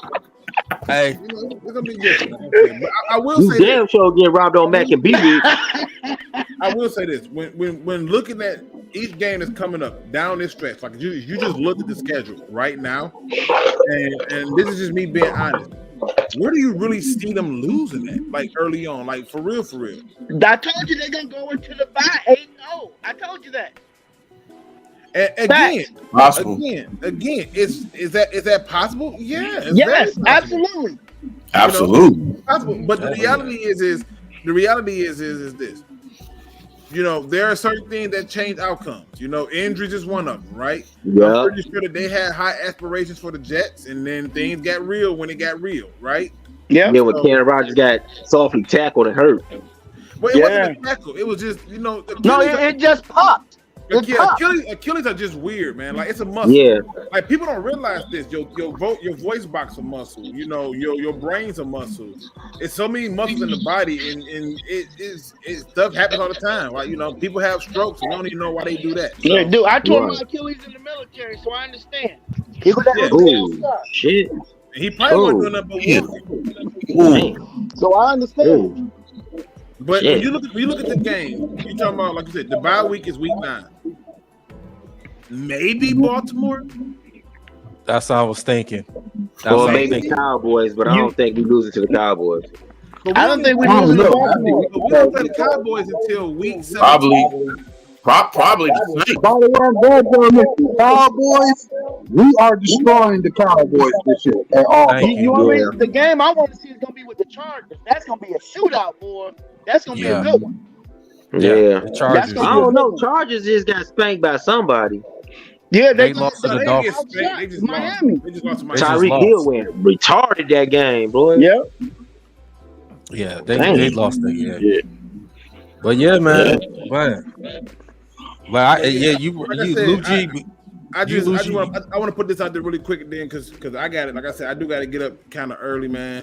This is a good time to be a Lions fan. Like I said, I told people off rip, do not let the media deter you from the hype train. If you need some motivation, I'm the conductor. I'm gonna get you back right, because I think this if not now, when? Because there is no way around. Bless you. It has to be now, because everything lines itself up for you. You're going to go against the Seattle Seahawks at home. That should be a win. Falcons at home should be a win. Green Bay, I know everybody's all feeling good about Green Bay, but let's be honest, there wasn't a single thing that defense did good with the Bears, so that should be a win. The Panthers, I'm sorry, they so busy trying to feature Bryce Young that this ain't gonna go well. Tampa Bay, you know what I'm saying? I get it. They got Ty Bowles. Tell us how you really feel, Luke G. And they got ass butt crack. I don't see ass butt crack winning no fucking game. They need a running back. We're going to have to pray for their running back. And then on top of that, they got their own little problems going on. So, like I said, just know, people, this is the best time to be excited for this team. And if you're not locked and loaded in on this team, man, then I'm with my man. I'm with my man Mike, man. You just go ahead and leave. Bye. Exit stage left. We're not gonna call the Sandman on you. We're gonna call bodyguards to toss you out on your neck, because you don't deserve to be here. We want real fans who care about it, and that's just the reality of it. Absolutely. Hey, how many people got to work and there wasn't nobody waiting on them? I couldn't find nobody when I got to work. If we would have lost, they'd have been lined up to say something. Yeah. Yeah, so it's just one of the things, bro, where you look at it. But it's gonna be a while. To me, yeah, everybody don't got to join me. I've always had weird views that people didn't get with, because I've never went with the group. I went with what I saw. It should be a very long time. At the very least, we should be 6-2 going to the bye week, or if not 8-0. Seriously, or 7-1. 7-1. Well, my thing is, Dan Campbell got the coaching staff to keep us grounded so we can go undefeated and win the Super Bowl. I'm just saying. Yeah. To keep us grounded. That loss, y'all don't understand how important that loss was in preseason. Absolutely. That shit locked them on. Trust and believe. And I'd rather lose in preseason than during the regular season. That's absolutely. why I'm telling you. Don't be surprised if we go 8-0 into the bye. They are locked on. Absolutely. We went 1-3 in the preseason, right? And the year that we went 4-0 in the preseason, we proceeded to go 0-16. And now you look at it now, and the reality is this: none of that stuff mattered. The preseason didn't matter. What mattered was when the game came down to it, did you keep your discipline? Did you keep your poise? Did you stay where you were supposed to stay at mentally and emotionally to get it? They could have got down on themselves. You know what I'm saying? But they didn't. That's what happened to the Giants. That's one thing happened the other day. Got down on themselves and there was nothing they can do. So they got in quicksand. They Man, they nervous. look like dog shit. I ain't gonna lie. You can't never get like that. And They gave that bastard Jones $160 million to give fucking New York a donut against the Cowgirls. Hell no. And the scary part is this. This happens too often to the Dallas Cowboys, and they be going home by week 1 of the playoff game, so it don't matter. So Hey, Luke, that New York game, God tried to help him out.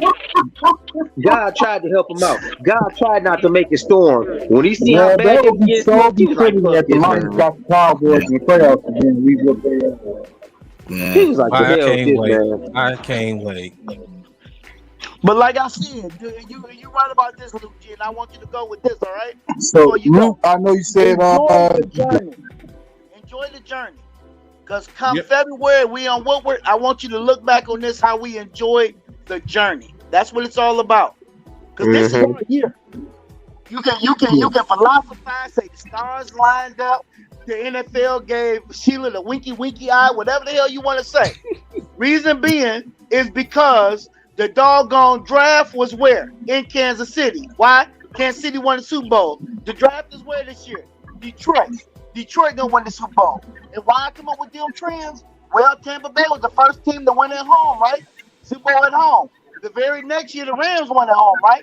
The NFL is a pattern. That's my pattern. That's what I'm sticking with. That's my pattern. Me and Jack Daniels agreed to it. But damn, where did Jack come from? When did he come in the conversation? He always here with I didn't know Jack was in the building. Shout out to my man Jack. Always in the building, bro. Shout out to Jack and his favorite friend, Crown Royal. Okay, I got you. Listen, gentlemen, it's always been a pleasure. Like I said, I just gotta get up way too early. So. Well, Luke G, I've always wanted to talk with you, man, because I be watching your show, man. Much respect. I can't wait. I to appreciate meet you. I'm gonna get you on there, man. I'm gonna get you on there so you come in and we can talk that talk, man. I just, work has been a beast for me, brother. Yeah, the work been a beast. Hey, Luke, I want to get in that too, bro. I want to get in that too, Luke. Hey, come on, let's get us all up in there. Hey, it's open. Yeah, I let and then you streaming on both channels at the same time. Hell, we get Dose up in there too. We just streaming shit all over the place. Let's go. That's dope. I'm starting to wonder if that Mike talking or is that Jack. It's one of them two, but I'm gonna find out soon. I'm gonna find out. Jack in the building, but he ain't messing around. Okay, I just wanted to make sure Jack was still there. All right. I want to make sure which one I was talking to. Sometimes different people show up to the party. Hey, but yeah, listen. How at D313? Hey, I just want to tell everybody, man, this has been a blast, man. I really did enjoy myself. I think everybody who's still in the chat, man, don't go nowhere, right? It's still a lot of fun to be had here. Still a few more topics they gonna hit on. And again, man, I don't like to end no show unless I end it on a positive note. This one is a very simple one. What you say it is what it's gonna be. I'm gonna say that again. Facts. What you say it is what it's gonna be. The Lions win. Some of y'all psych yourselves out of things that y'all didn't need to psych yourselves out of. Y'all just found the reason to psych yourself out of. Some of y'all have already told yourself that you couldn't do it, then told the other person who said you couldn't do it, they're a hater, but you hated on yourself in the beginning. You see, the more energy you put into yourself and being negative, the more negative results you get. Sometimes it's a matter of mindset, and if you don't believe in yourself, no one will. Just remember one thing and one thing only, ladies and gentlemen. What you say is what it's going to be. So if I was you, I'm going to say what I needed to be and what I should have and be deserving of. That being said, man, ladies and gentlemen, I got to get up out of here, get up mad early, and as always, don't be no chump. Please do your Absolutely, research. man. We appreciate you, brother. Boot up, man. Take care. Boot up, bro. Woo! Listen, man. Luke G, man. We gonna link up definitely soon, brother. Yeah, definitely, man, definitely. So yeah, man, we're definitely all of us on this panel and in the chat, man, definitely excited for this Lions. Boot up, you know what I'm saying? Definitely excited about it. Can't wait for Sunday. Yes, me too. we all of us can't wait. So let me just go ahead and switch topics, man. Got to talk about this Michigan State Mel Tucker allegations, man. Oh shit. Yeah. This been. I see y'all face, bro. I'm scared to even ask. I see y'all face right now, and I see. Well, goodbye, everybody. This is the show. Good Oh night. no, wait, no, breathe, dog. Good Sit night. your ass I tight, don't boy. want to You touch wear it. green, so I gotta ask y'all a question. I'm I sorry gotta ask it a happened. question. God bless it. I just gotta ask a question. Is it true? I plead the It was- fifth. I played the fifth. I gotta get more information about it though. Because I just can't believe this man was playing with his digging lane and talking to a rape survivor victim. Hold on. Well, he did admit it. He did admit it. Okay, and Derek, I want to say this to you, Daryl, not Derek. I'm sorry, Daryl, and Bree, because y'all Michigan State fans. I want to say this to y'all. How the hell Mel Tucker, as a black man, get a $95 million bag and fumbles? The same way Charles Rogers did it with the Lions, and he came from Michigan State. I said it. I'm Charles Rogers. I said it. Yeah, I said it.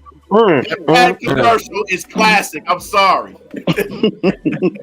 yeah. So as everybody been knowing, what's been going on since past Sunday when the USA Today linked out the news that happened. Mel Tucker, as you know, he's suspended without pay. Following allegations with Brenda Tracy, which she's a national sexual violence prevention advocate. They had a mutual relationship, which they had a phone call, phone conversation lasted for at least about 36 minutes. And it was just supposedly that she felt uncomfortable in so many words, and she put out allegation, saying made the report back in December of last year, and pretty much that Michigan State did a so-called due diligence of the report, and it just it's so many words, in my opinion, it was kept under the rug until USA Today finally linked it out. So in this situation, I mean, we got the hearing coming up October 5th and the 6th. This is a situation that I believe that Mel Tucker should not got himself into. You're a head football coach. You are supposed to be a leader of men. You cannot do those type of stuff like that. I'm sorry. Well, he could have paid for an escort, bro, if he was just really that desperate. And she probably wouldn't have said shit. And not only that, Dante, he's a married man. I know he hasn't been around. Oh shit! I was gonna ask you that. He's a married man. Oh hell! Even though he has been, from the reports, that he's been estranged from his wife, and and they supposed to be getting a divorce. Well, they gonna get one now. So, and Mel Tucker, like I said this the other day, and I was having conversations with Breed and Nomis and other guys, at Dynasty Sports Network. Mel Tucker, you're a married man. Why would you put yourself in a situation like that? Exactly. See, I didn't know he was married. Yeah, even if he wasn't married, you're still a head football coach. Exactly. Why would you put yourself in that situation like that, man? Yeah. You can't do that. You can't be a leader of men and trying to set examples for young men not to make the same mistakes, but you're doing the same thing. You're jeopardizing your program, you're jeopardizing your job, and you jeopardizing, your pretty much, let's say your marriage about to end, your livelihood. You can't do stuff like that. And that puts a stigma on your team too. Yeah. So y'all gonna have this stench on y'all. Y'all gonna have this stench on y'all forever, like until I mean, it's gonna be there forever, bro. It's going. I mean, that sucks, bro. I had to find out for Hitman what happened. Hitman told me 313 Hitman. I didn't even know what the hell was going on. I just seen flashing news like Mel Tucker suspended. I'm like, for fucking what? I'm thinking he done did some illegal gambling shit is what I thought, and he got caught. I ain't know it was deeper than what it was. Yeah, well, that's a serious situation. Yeah, this is from Brenda Tracy regarding her name being leaked. In regard to my name being leaked into the media without my consent, the timing of the USA Today column, I would like to offer some context in the background. So I'm just summarize this right quick. What she was saying: from the moment I filed my formal complaint against Coach Tucker in December 2022, my focus has been navigating and complete the school process without the involvement of the public and the media. Given the high profile nature of the case and the history of Michigan State pertains to other survivors of sexual misconduct, I entered process of the hopeful and also a healthy amount of skepticism. And as the investigation moved forward, the behavior and statements by Coach Tucker and his lawyer, Jennifer Belleville, made it very evident to me that I was going to need to defend and protect myself. So I volunteered. She pretty much volunteered, shared documents with USA Today. The story should be written and published at the conclusion of the school process. So she took it upon me. So she decided, want to share it with USA Today, and that's what all this, it came. It came. Okay, about. But now was that before her name was leaked, or was that after? Well, from she decided to, send a leak it, after she made that complaint. She voluntarily did that. So she usually made the complaint to Michigan State. So then she decided to share that with USA Today. So for the Mel Tucker, his what he said about the allegations going on with Brenda Tracy's allegation harassment was completely false. And he's saying in so many words, the proceedings are initiated by Miss Tracy and devoid of any semblance of fairness of any matter of importance of the university. Hearing scheduled on October 5th and 6th is flawed. There's no other opportunity for the truth to come out. This is why I share some truth with you now. So this is Mel Tucker, what he's saying, on his end. So, but if he admitted to it, is pretty much he got his ass in a sling. Well, pretty much. It's not a good look either way. Big Willie Styles, what's going on, brother? Yeah, that sucked, man, for y'all. I mean, and that really sucks because he's so far as I know, he's been a decent coach. So I mean, he came in, got the Michigan State to turn around and do some positive things, and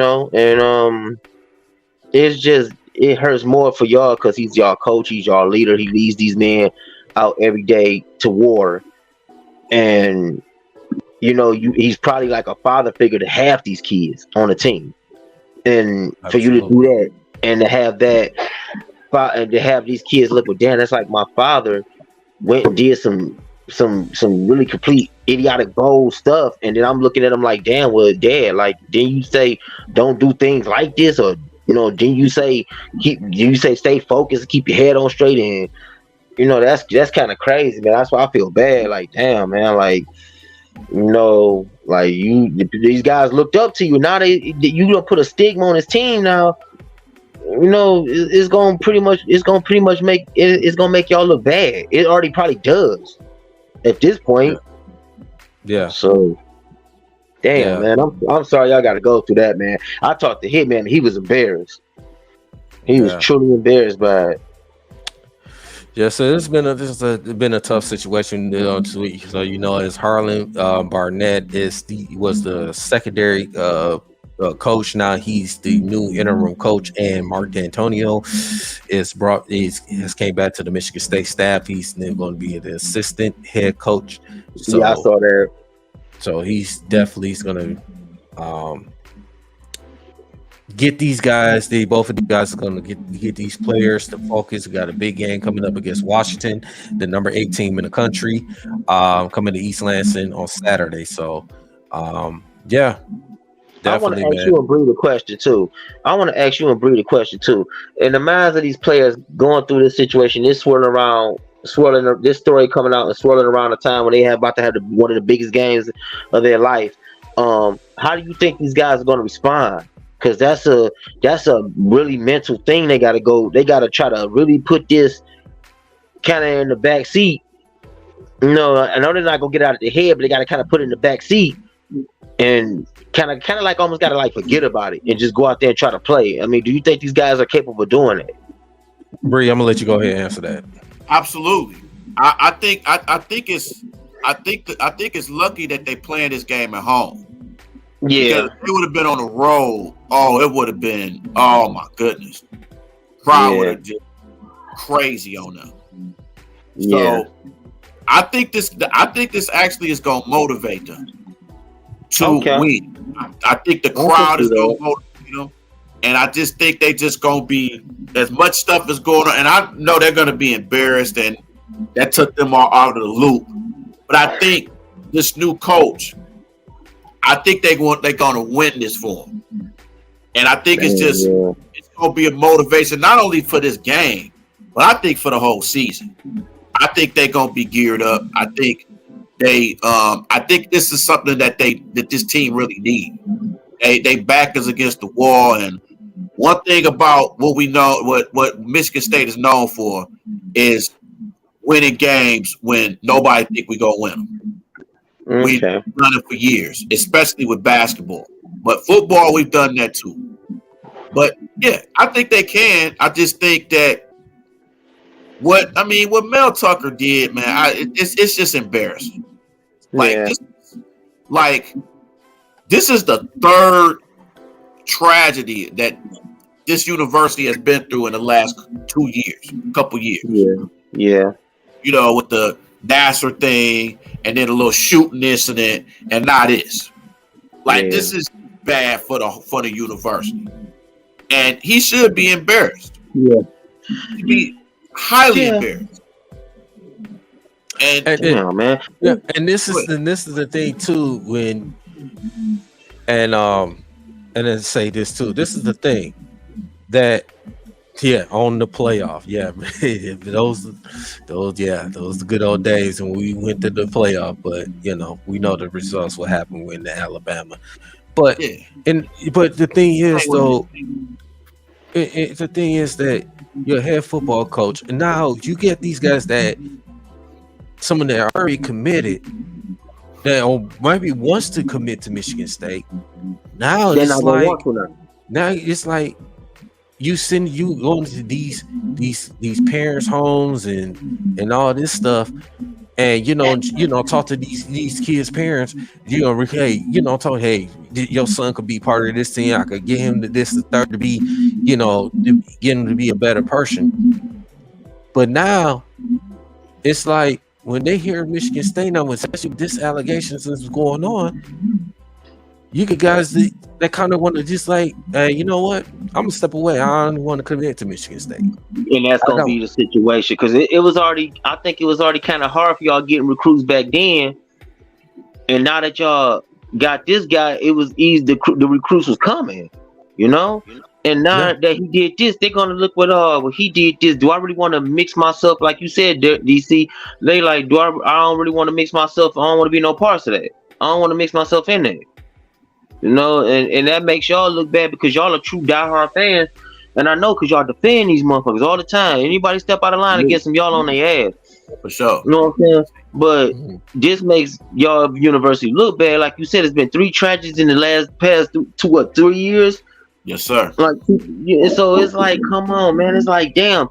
And I'll be feeling bad because it's like y'all can see the light at the end of the tunnel, but it's like with these certain situations coming up like that, can y'all really get to it? Like, I mean, and it's bad enough, man, because y'all had some greats that came out of that class, bro. Like, out of that school, out of that alumni, bro. Y'all had so many. You know what I'm saying? Some of them are still playing in the NFL today. Some that went to be probably CEOs, probably went to own something, probably took over daddy business, whatever the case may be. This guy makes y'all school look bad, and that's why I was saying back in the beginning of this, y'all gonna always have that stench, that stigma on y'all. Yeah, like, and yeah, Nomus, I fell asleep, dog. Oh, Nomus, give your little intake right quick, don't play. Don't y'all play me. Don't y'all play me. Whatever. Go ahead. No.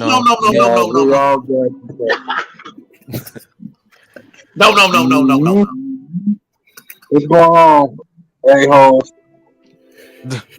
Go ahead, no. Give your take, man. Oh shit.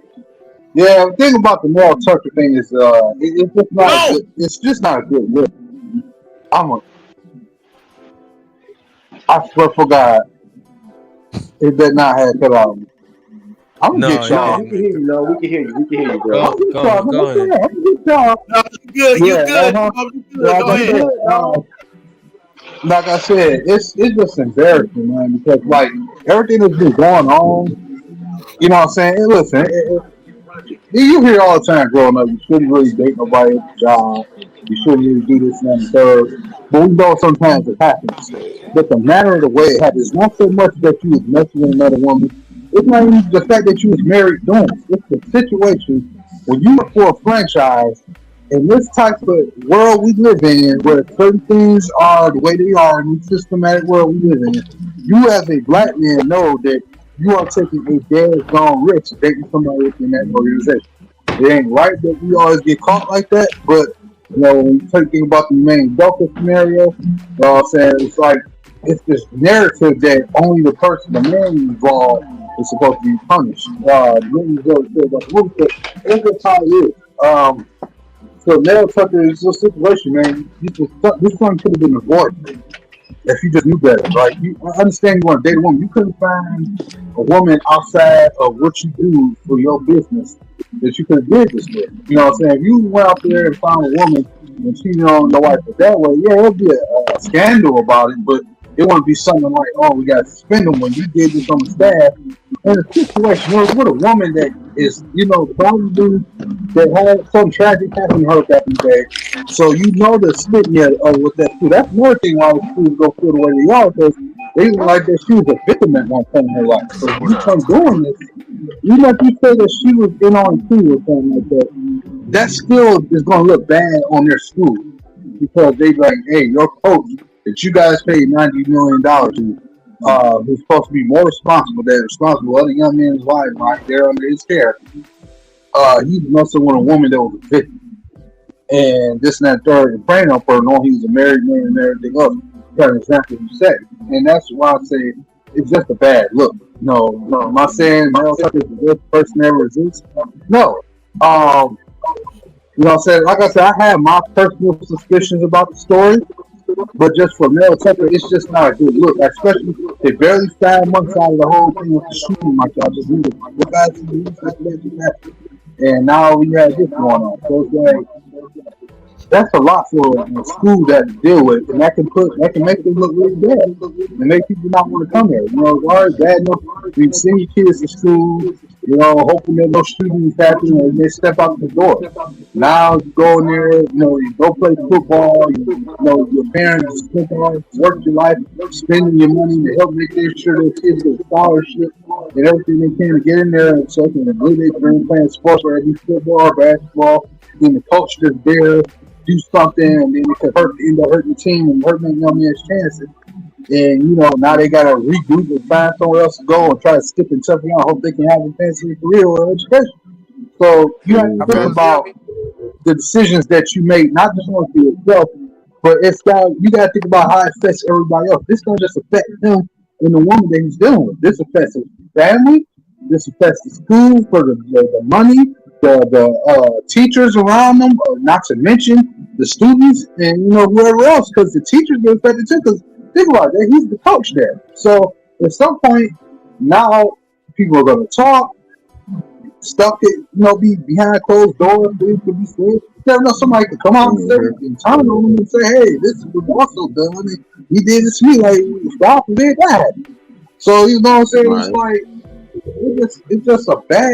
Now, fellas, here. As much as I know it's not fair that we feel like we should be able to converse as adults and talk to each other, whether it be sexually, whatever the case may be.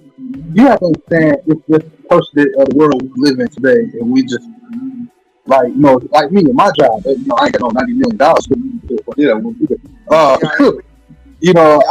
went in there. I want to talk to that, but I don't because I know my job. They heavy as hell. They talk to you nice in your face and then be going at you right you up. So I get it up.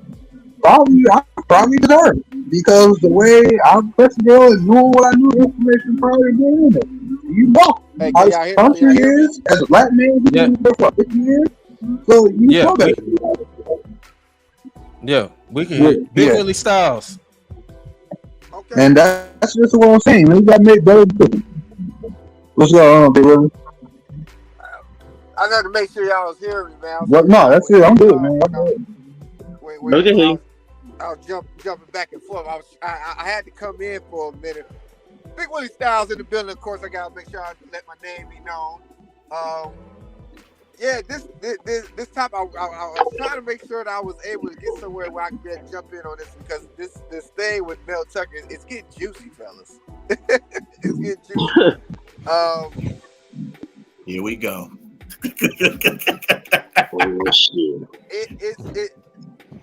From what I've been seeing, from what I've been reading, from understanding, me and Big A, we've been going back and forth on this since it came out, and ultimately, Michigan State is working is the reason this thing is going the way it is, and they're trying to get rid of your boy, in my opinion.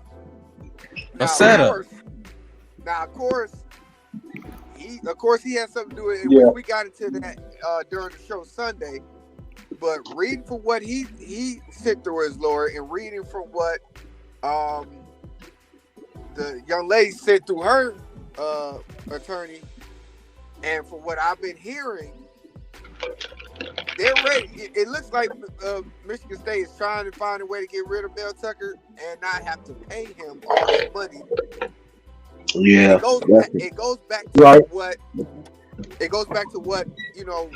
like I said, me and Big A, we was talking about it. It's like I feel like it's speculation. Like they jumped the gun with paying him that money, and they're not getting the outcome that they feel that he should have. For one, he went 5-7 last year.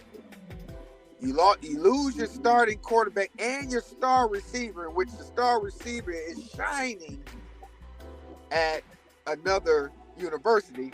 The situation that happened back in April 22, in which the young lady did report it until December of 2022, and it did their own private investigation, so they knew something. So for me, reading what she said, and when she said she didn't want it to come out, and what Mel Tucker was saying, one of those trustees leaked this information. Just so that he can look back in the public eye and make it so bad that there's no way that he'd be able to be on the sidelines going forward. Okay, Big Willie Styles. Let me ask you this, dog, because you got a good point. But my thing is, you got to look at all the black guys that's been getting bags. You got to think all the way back from and he got a big bag. He got 95 mil, right? Right. Mm-hmm. Yeah. Okay. So I go back. This goes back to what DC said. He, as a coach, as a leader of this MSU football team, he should not have put himself in that situation. No question. At all. He should have looked at, if he was gonna put himself in that situation before he stepped in that situation, he had to draw this big board that says, "My family, right. My team." No question about it. No question. The school. And I agree with that. And that's something that we talked about Sunday too. Is that we don't have that same prestige as any other coaches. Not even just coaching, but in politics and everything where a black man has leadership of being of a head front. We don't have the same Mm-hmm. views as the others, unfortunately. And he Right. knows, we all know that we can't do what the others do. Of course, there's other coaches Exactly. that got sex scandals going on, but we're not them. So yeah, of course, I agree with you in that situation. What I'm saying is that what he did allowed them to do what they were wanting to do already, because they're feeling like these teams. I mean, look at it. They're not having a great recruiting class.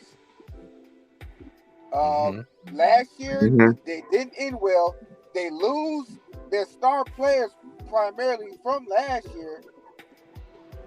They're feeling the pinch, like we're paying them all this money, and I feel like I felt reading through the lines, I don't think all the trustees wanted him to get that contract the way he did. Yeah, and now they right. got a legitimate reason now, and that's like, if they really wanted him, they would not have leaked that information. Exactly. Because look at the situation with the guy from Boston who was coaching Boston. He got caught in a scandal. And it's Right. looking like, bro, your wife is Nia Long, bro. Exactly. What are you doing? But the difference between him and Mel Tucker is the fact that Mel Tucker's contract was guaranteed. Yep. They needed a reason. They needed a reason to get him out of there. Yeah, that sounds like a scandal situation. They can't fire him and not pay him. They will have to pay Right. him. They wasn't finna do that. Now they got something where they say, hey, we can work out a buyout, because they technically can't fire him if they don't find nothing in front of the investigation. Because per the investigation, the Title IX investigation they had, they're saying that him and the young lady, of course, had a mutual personal relationship. So that was already established, which puts her credibility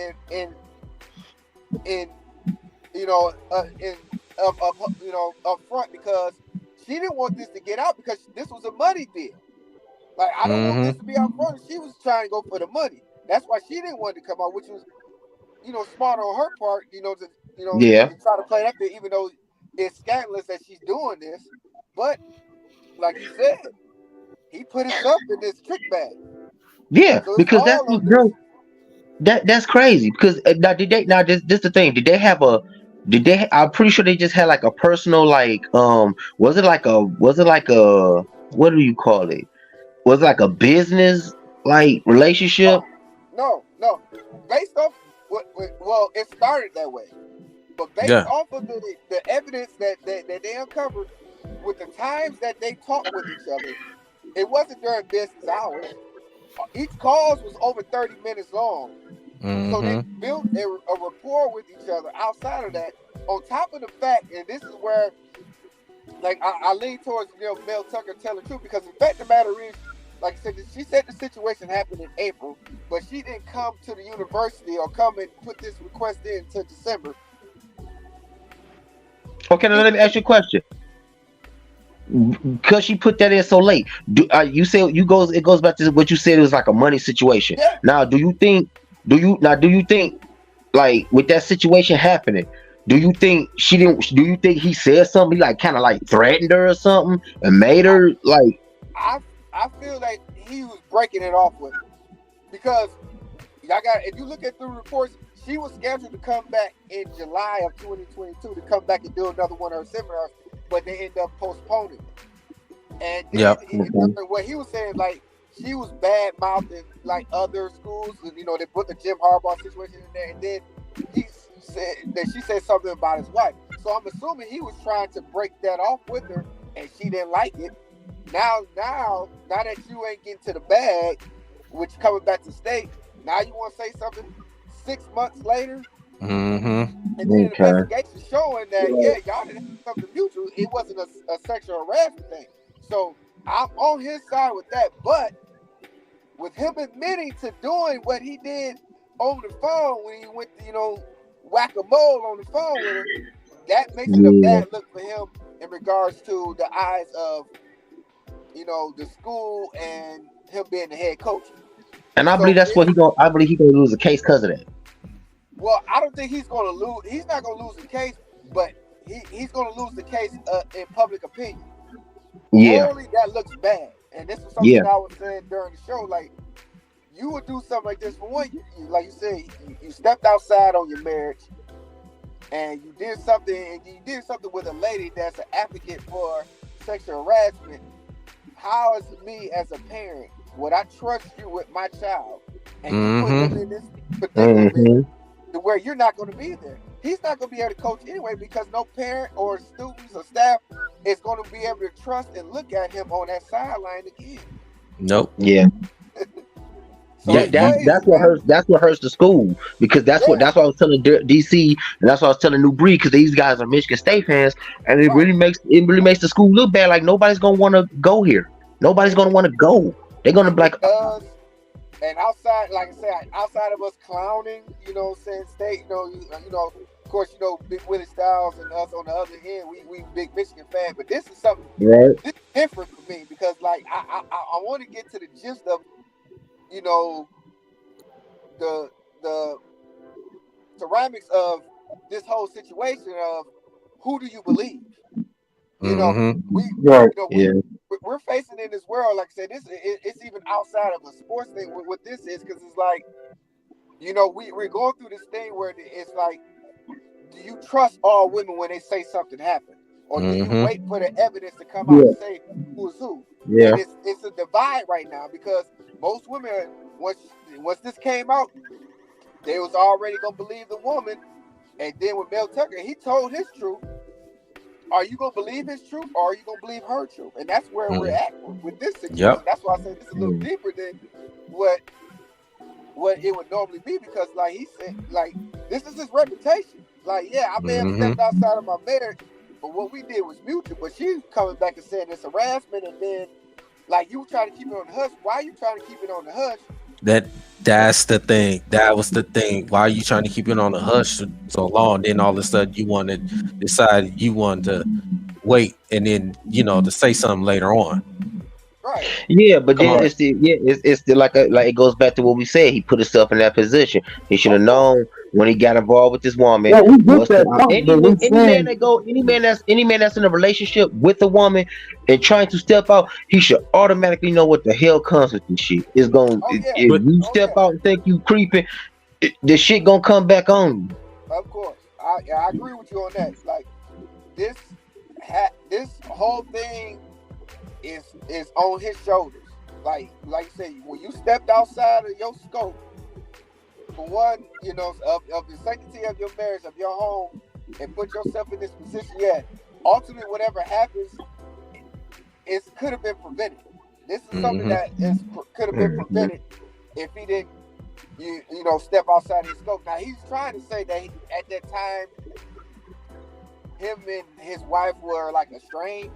They were going through a tough time, in which that's why I guess he said he leaned on to the other young lady.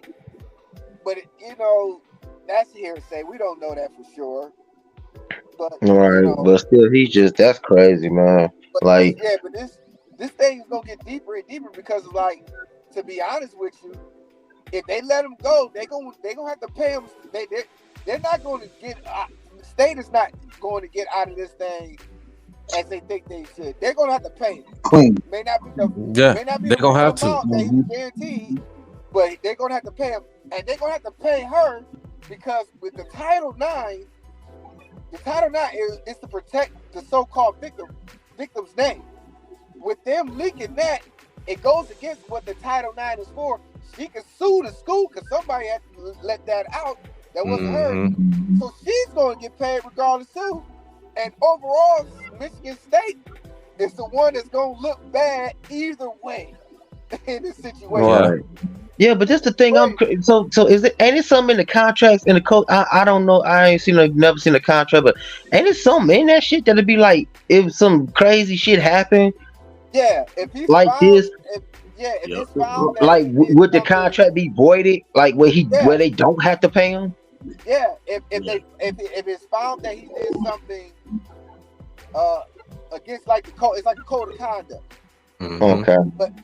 And that's what that's what this being leaked is showing. But because they did the Title IX investigation and showed that it was a mutual thing, and they have a hearing, it wasn't supposed to be leaked. This was supposed to be handled attorney. The most that would have more likely came from this is that he probably would have faced a suspension. But So now he could possibly lose his job if he's found guilty of this whole thing, and he already suspended, so he could lose his job, possibly lose the contract he had. He already lost his wife.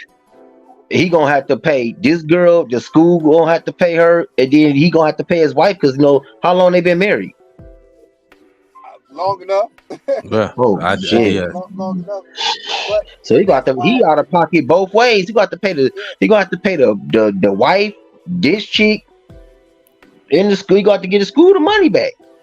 But that's why he's fighting through his attorney, because what is found is like it's morally wrong, but it's not against the code of conduct. If he's not found that if he did the sexual harassment like she said he did, and they found him guilty on that, then yeah, they got a plausible to fire him. But what he's saying is what happened was mutual, even though it's morally wrong. It's not cheating on your wife is not gonna get you fired from your. No, hell no. You can ask Urban Meyer that. They ain't gonna care about that. They caring about the harassment. The sexual harassment is all they seeing. That's all they caring about. Right. But what it is that because it's leaked and the image of the fact that because of what Michigan State's been going through with sexual harassment situations over the past 10 to 20 years, it's not look good in the public eye. The fact that he could win this case, but the matter is that the staff, the kids that go to the school, the parents, everybody's not gonna want him to be standing on that sideline. So they're kind of forcing him to get into a buyout situation. That's what it's looking like to me, is that they're gonna force him to buy out that contract. They have to pay him something, and he's not gonna get that full guarantee, but it's gonna be a buyout between the two. This is what's gonna end up eventually happening. What I'm thinking. Yeah, he loses everything. But see, this is the thing. This is the thing about these black brothers that get this money, man. When y'all get a big bag, and then y'all find some way to sabotage and fuck it up. Yeah. They find something. They're not making smart decisions, man, and that's what it comes down to. You know, Mel Tucker did not. He didn't make the smart decision on his part. But as that being said, though, you got to look at, like you said, it's pretty much like he said. He said it was mutual. She said it was harassment. So now let's see who has, if she has the evidence to prove that it was harassment, then they're gonna take her side. If he proved that it was mutual and he has proof of that, they gonna take his side. He better have kept them text messages of like Big Willie said, it's probably just gonna be a buyer. It's like a setup. It's a setup to get this man out of here. With the investigation that they had, with the Town investigation they was able to get the phone records to see that they had mutual conversations over 30 minutes long, and it was during like late night hours. The text message situation that would have cleared things up, but from what I was reading, they said that both him and her deleted those text messages, which is smart on their part, because if you're cheating, you're not going to want to have that type of evidence. Exactly. True.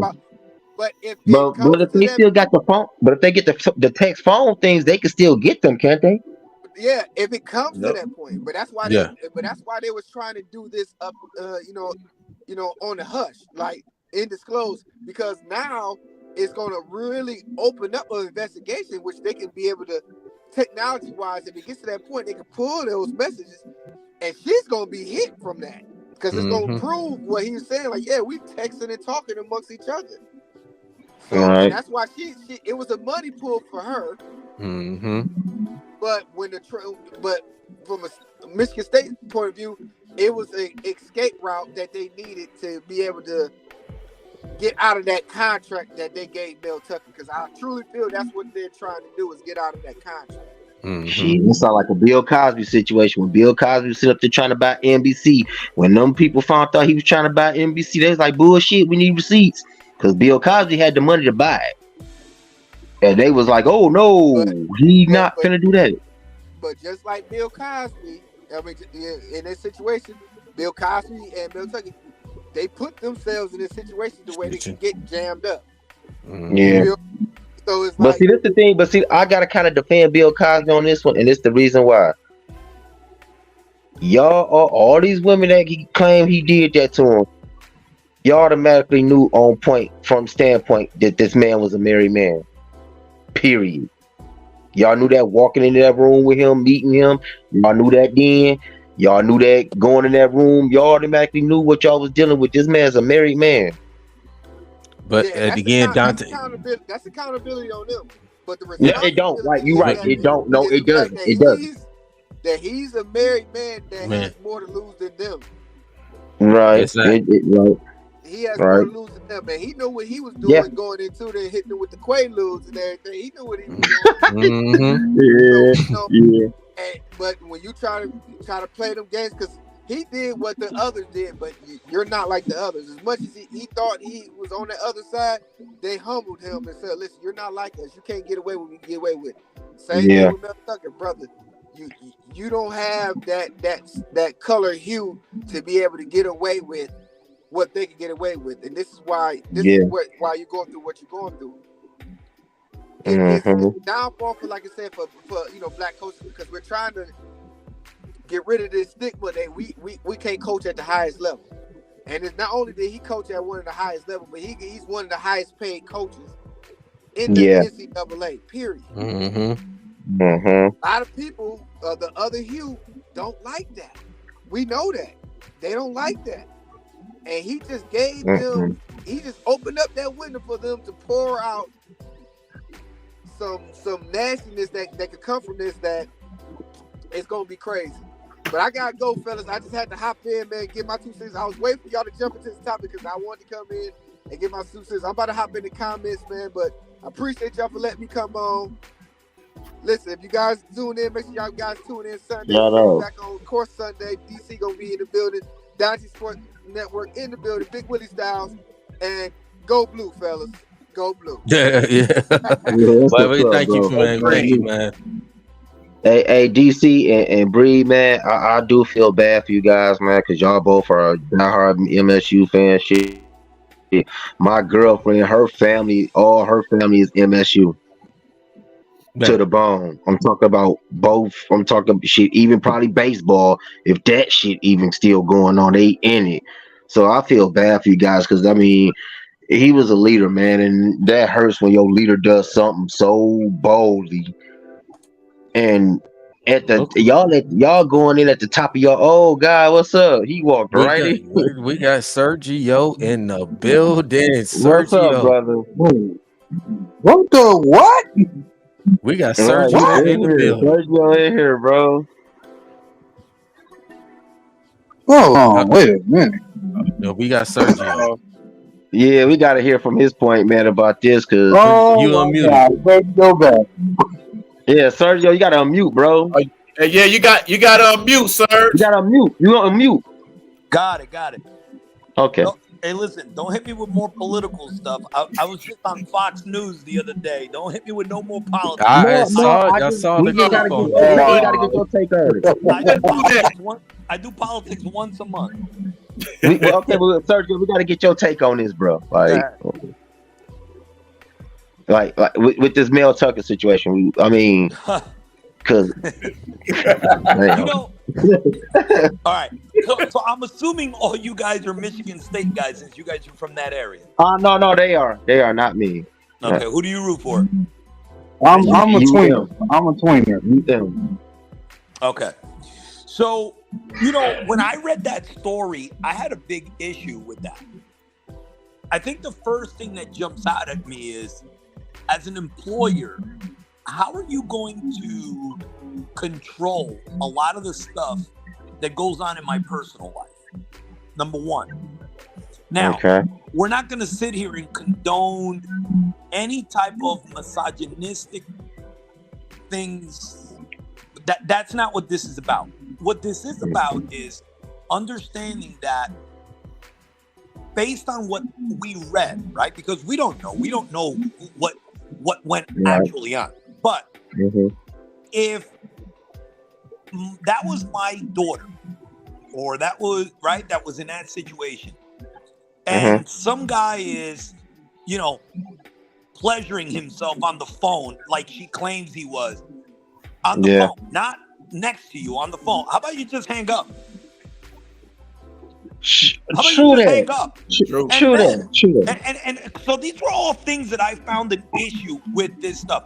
I'll tell you what else really drove me crazy. And again, am I saying she's lying? No, I'm just saying if I'm someone who's trying to look at this objectively, these things would bother me.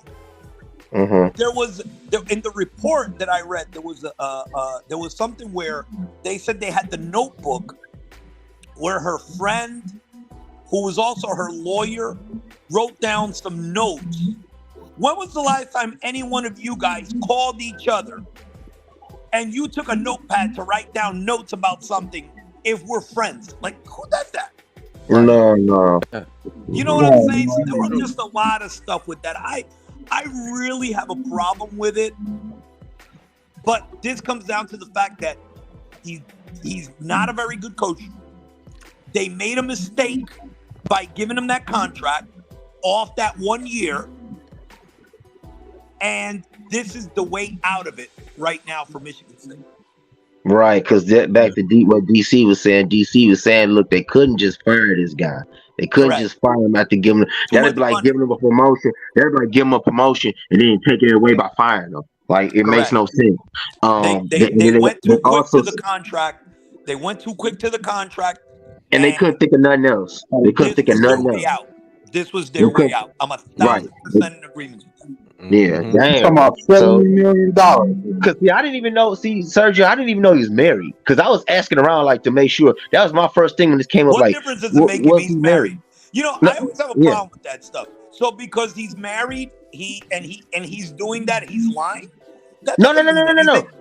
That's what I want to send out. I was asking because I want to see where did all this come from. Because I'm like, it just came out of nowhere. Oh, then, got it. That's what I was saying. Like, you got to be like. That was another thing. So, and my father brought this up because I was talking to him about it. He goes, so after it happened, you notice she said that for the following 2 or 3 weeks, he didn't return her phone calls or text messages. So obviously you weren't that offended about that, whatever happened there, because you were pursuing it the next couple of weeks. Makes sense. Come on. So DC just goes back to what you were saying. It was a money grab. It goes back to what you and Bree said. It was a money grab. That's what I believe. And she had that. I feel like she had that card in her back pocket, and I guess when he didn't return the phone calls, okay, well, I'm gonna play this card now. They canceled some of her stuff, and that's what she went to. Yeah, that's what she's like. My job for your job, then. Now, what if it's possibility that could be the, hey, I thought you were gonna leave your wife and do this and that and third, and maybe he changed his mind. Could have been that too. Could have been that too. But at the end of the day, it's still wrong. At the end of the day, you can't, as like I said earlier, Mel Tuck, you cannot put yourself in that situation. Exactly. You cannot. At the end of the day, you agree that a lot of. Go ahead. You're a leader of men, not just a football coach. You got, to these young men, a lot of them don't even have father figures in their life. You trying to teach them the right way. You going to these parents' homes and talking to these parents, recruiting them, getting on this team. Talk to these parents in their living room, and they commit to Michigan State on that football team, and then they turn around. You teaching them not just about coaching about football. You coaching about life in general, and you turn around. You putting yourself in that situation. How that's that part. You're not setting an example for these young men. DC, you know what? I'm gonna disagree with you, and I'm gonna tell you why. If he would have done something criminal in terms of fondling her, touching her, whatever, I get all that stuff. But I would tell you, I would venture, I've coached 30 years, high school and college. There's a lot of immoral things in my life. I'm not even going to speak about anybody else. There's a lot of things that I can personally tell you I've done. I don't think I'm a bad person, and I don't think I'm a bad role model. But I do believe that in life, we all do things in the moment that we deem necessary for our happiness. And so I'm not going to castigate Mel Tucker for trying to maybe satisfy his male emotions. I don't know, for lack of a better term. I don't think that makes him a bad person to his players. No, I'm not saying I'm not saying He's not saying that. No, I'm not saying he's a bad person. I know he's not a bad person. I'm not saying he's a bad person. No, not in all beings. No, but all I'm saying is, in situations like you don't put yourself in that situation. I know everybody makes mistakes in life. Okay, like I'm gonna get Sergio, the one we just talked about, my man from the Boston Celtics, the coach. Yeah. He put himself in the same predicament. That was a little bit worse. Yeah, it was worse because you slept with this woman. Yeah. And you said your wife was going to find out. And she was the wife of someone high up in that organization. Exactly. Nia Long, bro. Nia Long is your wife. But you got to understand too. No matter how much these women look, she could be the most beautiful woman in the world. They can still get beat up. Cheating's not about looks. Cheating's not about. Listen to me. All our women are listening to this right now, but I'm going to tell you that cheating is not about how it looks. To me, right? It's always more emotional. Absolutely, it's more emotional with us. You know, I would tell you that. You know, I don't cheat on my wife now. I never have. I don't either. When I get home, she recharges my battery.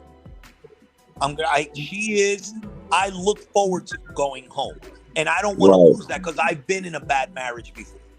Okay, see, I haven't did that before. No. You know, so I think that's where it comes down. So I just don't want to risk it. But I don't mean that if I did it, it's not because I love you. And see, that's the thing. Listen, and that's the thing. Every man should think like that. But these guys don't. These guys, listen. These guys getting great positions, and they find some way to sabotage it. They find whatever to sabotage it, knowing that all these black coaches, these people they don't want you here. Okay, so I see where you guys are going with this. So you're saying that there is more of a responsibility to our race as blacks and Hispanics than there would be, let's say, to what's his name? The guy who's the offensive coordinator now at Texas A&M, who's the coach at Louisville. What's his name? I can't think of the name. I know who you're talking about. I can't think of the name. Huh? Was it Rick? No. No. You talking about football? No, he's a football coach. He's the offensive coordinator actually at Texas A&M now. He was the head coach at Louisville. Bobby Petrino. Bobby Petrino. Yeah. Petrino. Okay. Remember, he had the affair with the intern. He got fired for that at Arkansas. So my point is. Yep, and see what you just said. That's your point. So if Mel Tucker gets fired from this, I guarantee you he's not going to get another job. Not like that. Not at all. Yeah, he's not going from Michigan State next year, let's say, to Miami or Texas or something. No, that's not going to happen. So you're saying that as Hispanics, let's say Mel Tucker, whoever it is, or blacks, we have more of a responsibility because we're carrying a torch that we're still fighting to break through. Exactly. And they don't want to see that happen. They don't want to see that happen because they see that happen. You know what happens when that happens? You start seeing a lot of more black Hispanic coaches popping up. And then they say, "Oh, wait. This is too much right now." There's a couple of guys who did a very good job that will never coach again, and it's because of that. And the stories aren't really fully out there, but Mark Jackson will never ever coach again. Every time I hear his name brought up by media guys, I'm like, guys, he's not coaching again. And listen, we don't have to go too far. Tony Pena was the manager of the year. He's Dominican, right? Manager of the year with Kansas City. Fired a year later because he slept with from what I was told, he was having an issue with so he had a relationship with a player's wife or someone, and again, never managed again. Now, he did end up being an assistant coach on the Yankees, but he's a guy that with his resume, the guy was manager of the year of the Kansas City Royals, not the Dodgers, the Kansas City Royals. See the Royals. With his resume, with that job, he should be managing still in the big leagues. Yeah. And he's not. He's out of baseball. See, and that's the thing. That's the thing. That's why it goes back to me saying we get these positions. They put us in these positions, but as they putting us in these positions, they saying he's gonna fuck up. We're gonna find something on him. We're gonna find something. Cause remember when Fat Patricia got here, they brought up some shit about his college situation, something like that. They brought something up, but you see how quick that got swept under the rug and nobody ever talked about it again. It got swept right under the rug, and you never heard that again. I'm gonna say this before I gotta get out of here because I gotta go to work in the morning. Let's go to work. I gotta say this. I get an example. I gotta say this, man.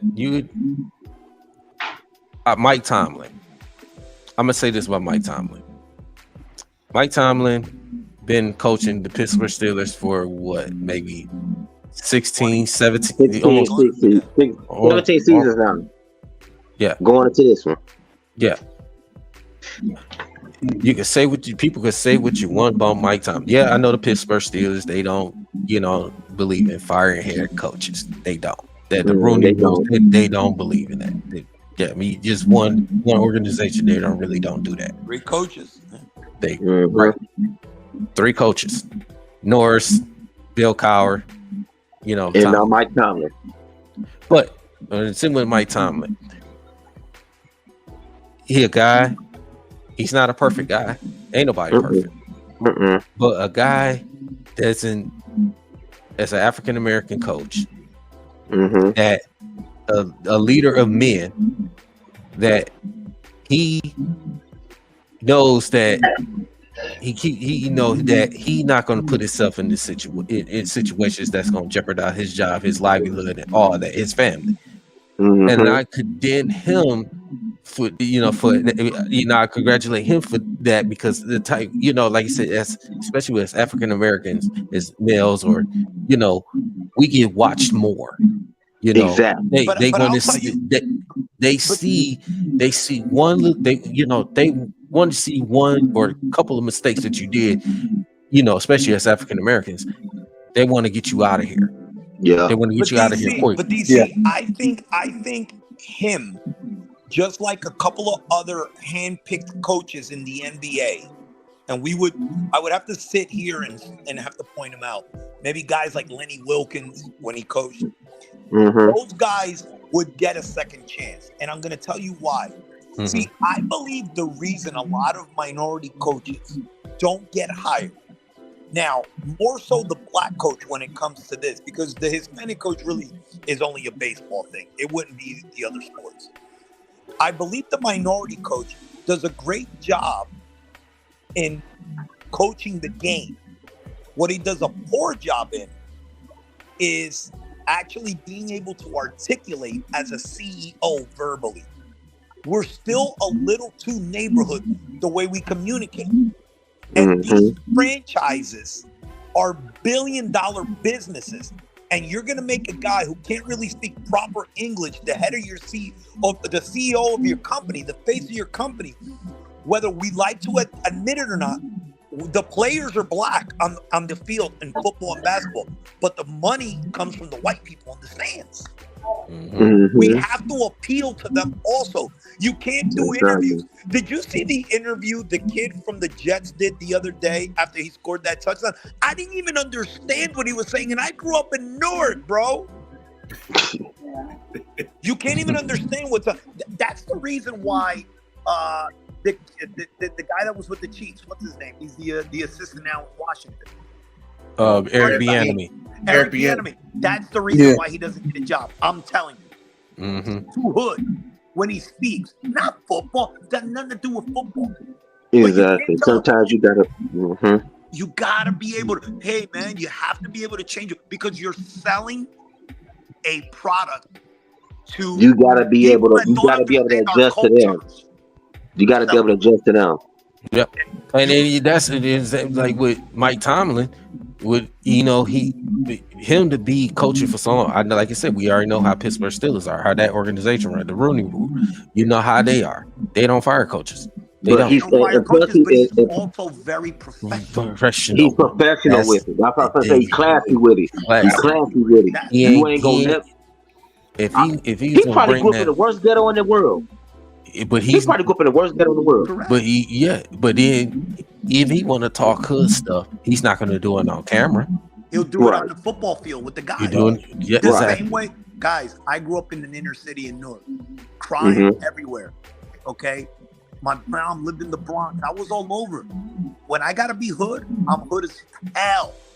But I can't go on TV speaking like I did with my. I can't do that because I have to sell a different image to the people that are paying to listen and watch. And whether we like it or not, as minority men, it's a factor. It's a factor when you factor in that if you're watching an NBA game, you guys go to an NBA game, the 10 guys on the floor are black and the 19,000 on the stands are white. Mm-hmm. That's true. Yeah, absolutely. Like Kobe. Why was Kobe Bryant loved so much? Kobe Bryant grew up in Philly, but he had to really, really, really change the way he went about things. And as you see, he gained so much respect and look. I used to hate Kobe Bryant. I'm gonna tell you, but I became a big Kobe Bryant fan over the years because he showed me, bro. What can you hate about me? What really can you hate about me? And I want to say this too. Even though I'm not the biggest LeBron fan, but look at LeBron James. You know how he's professionalism on and off the court. Never been in trouble. I Never hate been in. LeBron. Can't stand him. I think he gets in everybody's business, and he's always looking to jump on some other team. I even heard he's trying to put some team together for the Olympics. Just go and play on the team that's there, bro. He's always got to have some game plan. But I agree with you. 20 plus years in the league, never in trouble. Never in trouble. So never. Nomus, Bree, Sergio, Dante. Guys, I gotta get out of here. Gotta get up in the morning. Y'all hold it down. Sergio, it's good day. Hey, man. It is good Great to have you. Good seeing you, man. It's great to have you back, man. It was a big surprise for all of us, but we're glad to have you back, man. Yeah, we've been asking about you, man. Hey, if Detroit wins DC this week, because I picked them as one of my overs in the in my season picks. If they win this week, I want you to pop on the show with me next week. Do about a 10-minute spot on them. Bad. Okay. Sounds like a deal. All right. Okay. Yeah. And then We if on. they Hey, go am I right? if they go 4-0, then we'll go to the next. We'll get you all on. I'm gonna say, am I invited? Heck, yeah, I would definitely come. Because I gotta ask you a question, Sergio. Did you really think the Lions was gonna beat Kansas City last week? Yeah, well, I didn't think they were going to win the game, but I did think they would cover. I think it'd be a better game than they won. See, I don't think Kansas City is going to be that good this year. I picked them as an under 11.5. Ooh. So yeah, so I just don't think they have enough offensive weapons. They're a one-trick pony offensively with the tight end, and the tight end's not in the game. Yeah, I think they're going to struggle. Last year, they did it with smoke and mirrors. They were very fortunate to even beat Cincinnati and get there. I'm not as high on them as some people might be. Yeah. Good boy, I love the so. Lions this year. I think, especially because the NFC is trash in the quarterback position. So Goff to me is just as good as anybody. Okay, Sergio, one more question. Go ahead. What's your Super Bowl prediction? I picked, honestly, it's crazy. I mean, after week 1, I still think it's going to be the 49ers. And yes, I know, even though I'm a Cowboys fan, I just don't trust Dak Prescott. I never have. I would say 49ers. I wish I could say the Chargers, but the coaching there is terrible. I'm going to say 49ers, and I'm still going to go with Buffalo. Okay. Even though they suffered a crazy loss to the just end of season. Yeah. I got this. I'm gonna tell Sergio this. Go ahead. I got the Eagles going back. I got the Ravens going to the Super Bowl. I got the Eagles going to win it. That's a weird matchup. I like that. I mean, That's look, weird, yeah. I think I don't. My problem with that is picking running quarterbacks is always a crazy one for me. I'm not a big Lamar Jackson fan, but you know, and you know, it's interesting. Remember, Bless you. the NFC East has had a different champion 20 consecutive years. Mm-hmm. So the Eagles are going to do it. So history tells you the Eagles are not going to win the division. History will tell you the Cowboys are going to win it this year, which means if the Eagles do that, they got to come from the 5 or the 6 spot. I don't know, man. The Cowboys threw up a fucking. They gave Buffalo an ass whooping 40-0, bro. The Giants, my bad. The Giants, I watched that game and I was so embarrassed, bro. I was sitting here like, I ain't even a Giants fan. Hell no, I'm a Lions till I die. Got it. What you know what the interesting thing was about that game is it wasn't so much that Dallas won. We knew they were going to win. They were a better team. They physically assaulted the Giants. Man, they physically beat. They jumped them, bro. Yeah. That was a jump, bro. They got jumped, bro. And look, God was trying to help him, Sergio. Hey, DC, I know you said you had to go to work, but don't worry about that. Listen to me. Hey, I have your tight end, new kid, Laporta, in my fantasy team. Tell me about this kid. He's getting a lot of ink. What's going on with him? What do you guys see? He's pretty good. I'll let you go and take it. Okay. So pretty much, man, he's about to slowly but surely become Jared Goff's new safety blanket. To take pressure on Amon-Ra. If you looked at the Chiefs game, they spread Amon-Ra a lot out in deeper routes because that's what he wanted to improve on. And right there to pick up the pieces was Sam Laporta. Every time he got him open to like a little, basically a little route rotation, he caught him every time. Caught every pass. So basically, that's going to be like, I'll give you an example who I said that Sam Laporta is going to kind of be like. He might be a better version of Ezekiel from the Miami Dolphins. Okay. Well, he's a little. He can't be a worse blocker. Oh no, he's a good blocker. He's a good blocker. No, he's a good blocker. He's good. He was putting in work on blocking times. How's the running back, the young kid? Gibbs?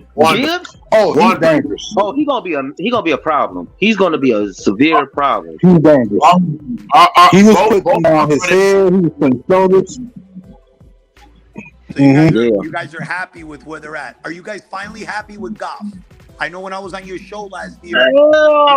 Hey, Serge. One person you need to ask that to. Yeah. You need to ask that to know. That guy in the middle right there. Yes, sir. And me, because if he could just scramble, that's my only issue. No. See, Nomis, last week, Nomis had to give me my props because I told him about Jared Goff. He had to give me my props. Well, first of all, whoa, slow your roll, because he helped make Marvin Jones look kind of bad the other day.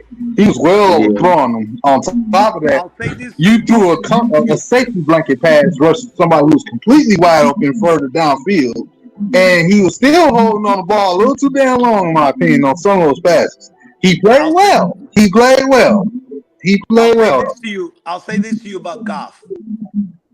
He went into the Rams young. He took him to the Super Bowl, correct? Yeah. Yes, sir. He's been here a year.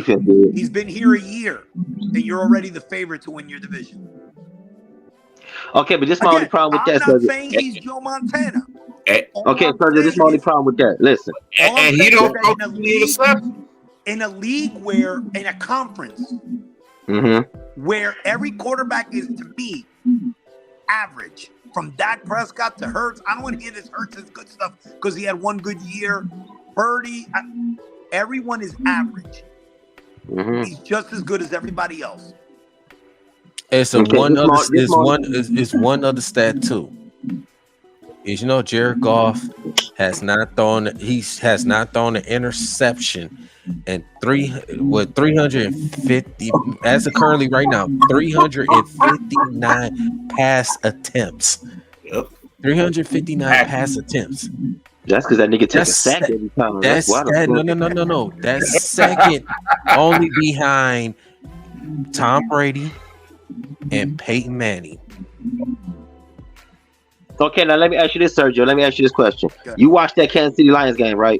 Of course, because I have I was watching Laporte and I have Right. Goff in my fantasy team too. Okay, so now watch this. Remember that play, that second bat down he threw, right? When my man batted that bitch down.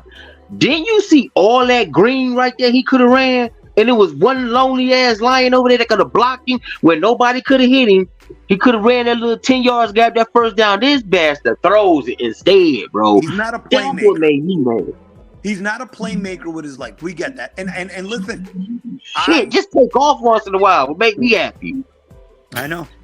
Just take off. Like, look, everybody can shit on Stafford. Everybody can say what the fuck they want about Stafford. When Stafford know that he was in trouble, Stafford ass took off. He not finna stand there and get whacked. Hey, wait. Yeah, but he doing interceptions too now. Yeah, he did. Okay, yeah, he did. Yeah, I can't argue. Yeah, that. but That's the Stafford didn't have no run game either, though. But shit, when he took off, he took the fuck off. Shit. Hey, wait a minute, Dante. Did DC really just piece us out? Yeah, he pieced us out. He went against the odds. He went against the odds. Wait a minute. He went to bed. He What time is it? Isn't it 10:20 where you guys are at? Oh no, it's 11:20. No. Oh, you guys are Eastern time? Okay. Yep. Oh, Yes, yeah. sir. Oh, yeah. Yeah. Well, so where you live at? Jersey. Oh, okay. Oh, damn. Y'all are time. Y'all ahead of us, ain't y'all? It's 11, same thing. I think you guys are right on that cusp before it goes to Central, right? Yeah. Yep. Yes, Yeah, sir. I don't have to be up early, so we could do this till 3 in the morning.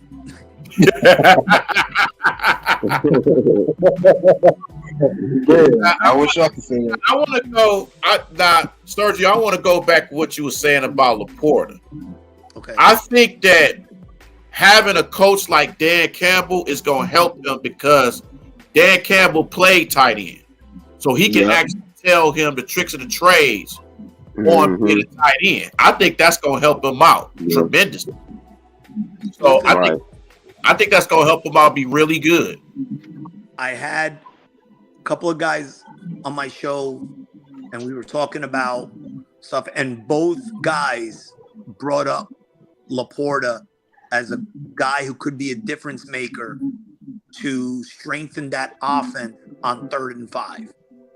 And after week 1, he showed me something, but you guys see him more because you guys are in that market, so that's why I wanted to ask you. Yeah, he's the truth. He's good, man. And the thing I watched game film on him. What impressed me about him is he's not your average tight end. He's gonna go out there and block for you, but when he catch that ball, he's gonna make a big difference when he catch you. He's not just gonna be like, oh, I go get these 10 yards. He's gonna try to fight for more than 10 yards. Yeah, because during that game, if he wasn't already kind of going down to the ground, it took the entire defense to crowd him up. He still wouldn't go down, and they had to He still wouldn't go down. He still was moving. It was every single last one. There was only a couple times he caught it where he was already kind of like going to the ground. But other than that, the ones he caught and ran, you wasn't tackling him down. Like I was worried about. And the thing about it, he got juke. He has juke too, man. I seen him juking damn corners and safeties. I was like, what the hell? And for Gibbs, it's like he was showing so much mastery with his movements. Like, he was like Barry out there. You coming to the outside, you get flung out there to the outside. You think, okay, they hit him, they're gonna game tackle him and try to take him out. No, he's leaning his shoulder around, spinning, stopping himself, facing, and then cutting off. And then he had one play where he could have had a touchdown, but he slipped and fell on that turf. So that was the only reason he didn't have. He only had 2 catches on that. Let me ask you guys something. Are you guys surprised that a guy like Swift, who was still young in his Lions career and had shown a lot of flashes. Now, to be fair, had missed a bunch of games with injuries. But Swift didn't show me anything last year off the injuries to tell me that he didn't have it. I really thought Swift was a really good back. Were you guys shocked that they just moved on from him? I wasn't. And here's why. I wasn't because he was injury prone, and Lions normally, when they look at you when you hurt like that, and you come back and you get hurt again, they looking at you kind of like, okay, dude, what can you do for us? Really? Why should we keep you? Give me a reason why we should keep you. Because we gonna keep you, and then we're gonna put you out there, and we're gonna gamble. We're gonna roll a dice on you. You're gonna get hurt, and then what? Now we down a back. So and then I already knew he was trying to leave. What's up, Retro? I think he left before we got Gibbs. Yeah. I think with me, I was more surprised. I was more surprised that they drafted a running back more than they gave up Swift. I was more surprised at that because when they drafted Gibbs, I was like, okay, well, definitely Swift is gone. So that kind of confirmed right there that okay, he's leaving. But I was more, especially in today's football, where realistically, you could draft a running back in the 4th round, and it's plug and play at that position. Yeah, and running backs don't last that long in this league. You're lucky to get 4 or 5 years, if that. When you see a running back be in the league 10 years, that's an accomplishment right there. Jerome Bettis did it. Yep. Different kind of football. Oh, what's going on? Retro Recap. How you doing, buddy? Oh, what up, Retro Recap? Yep.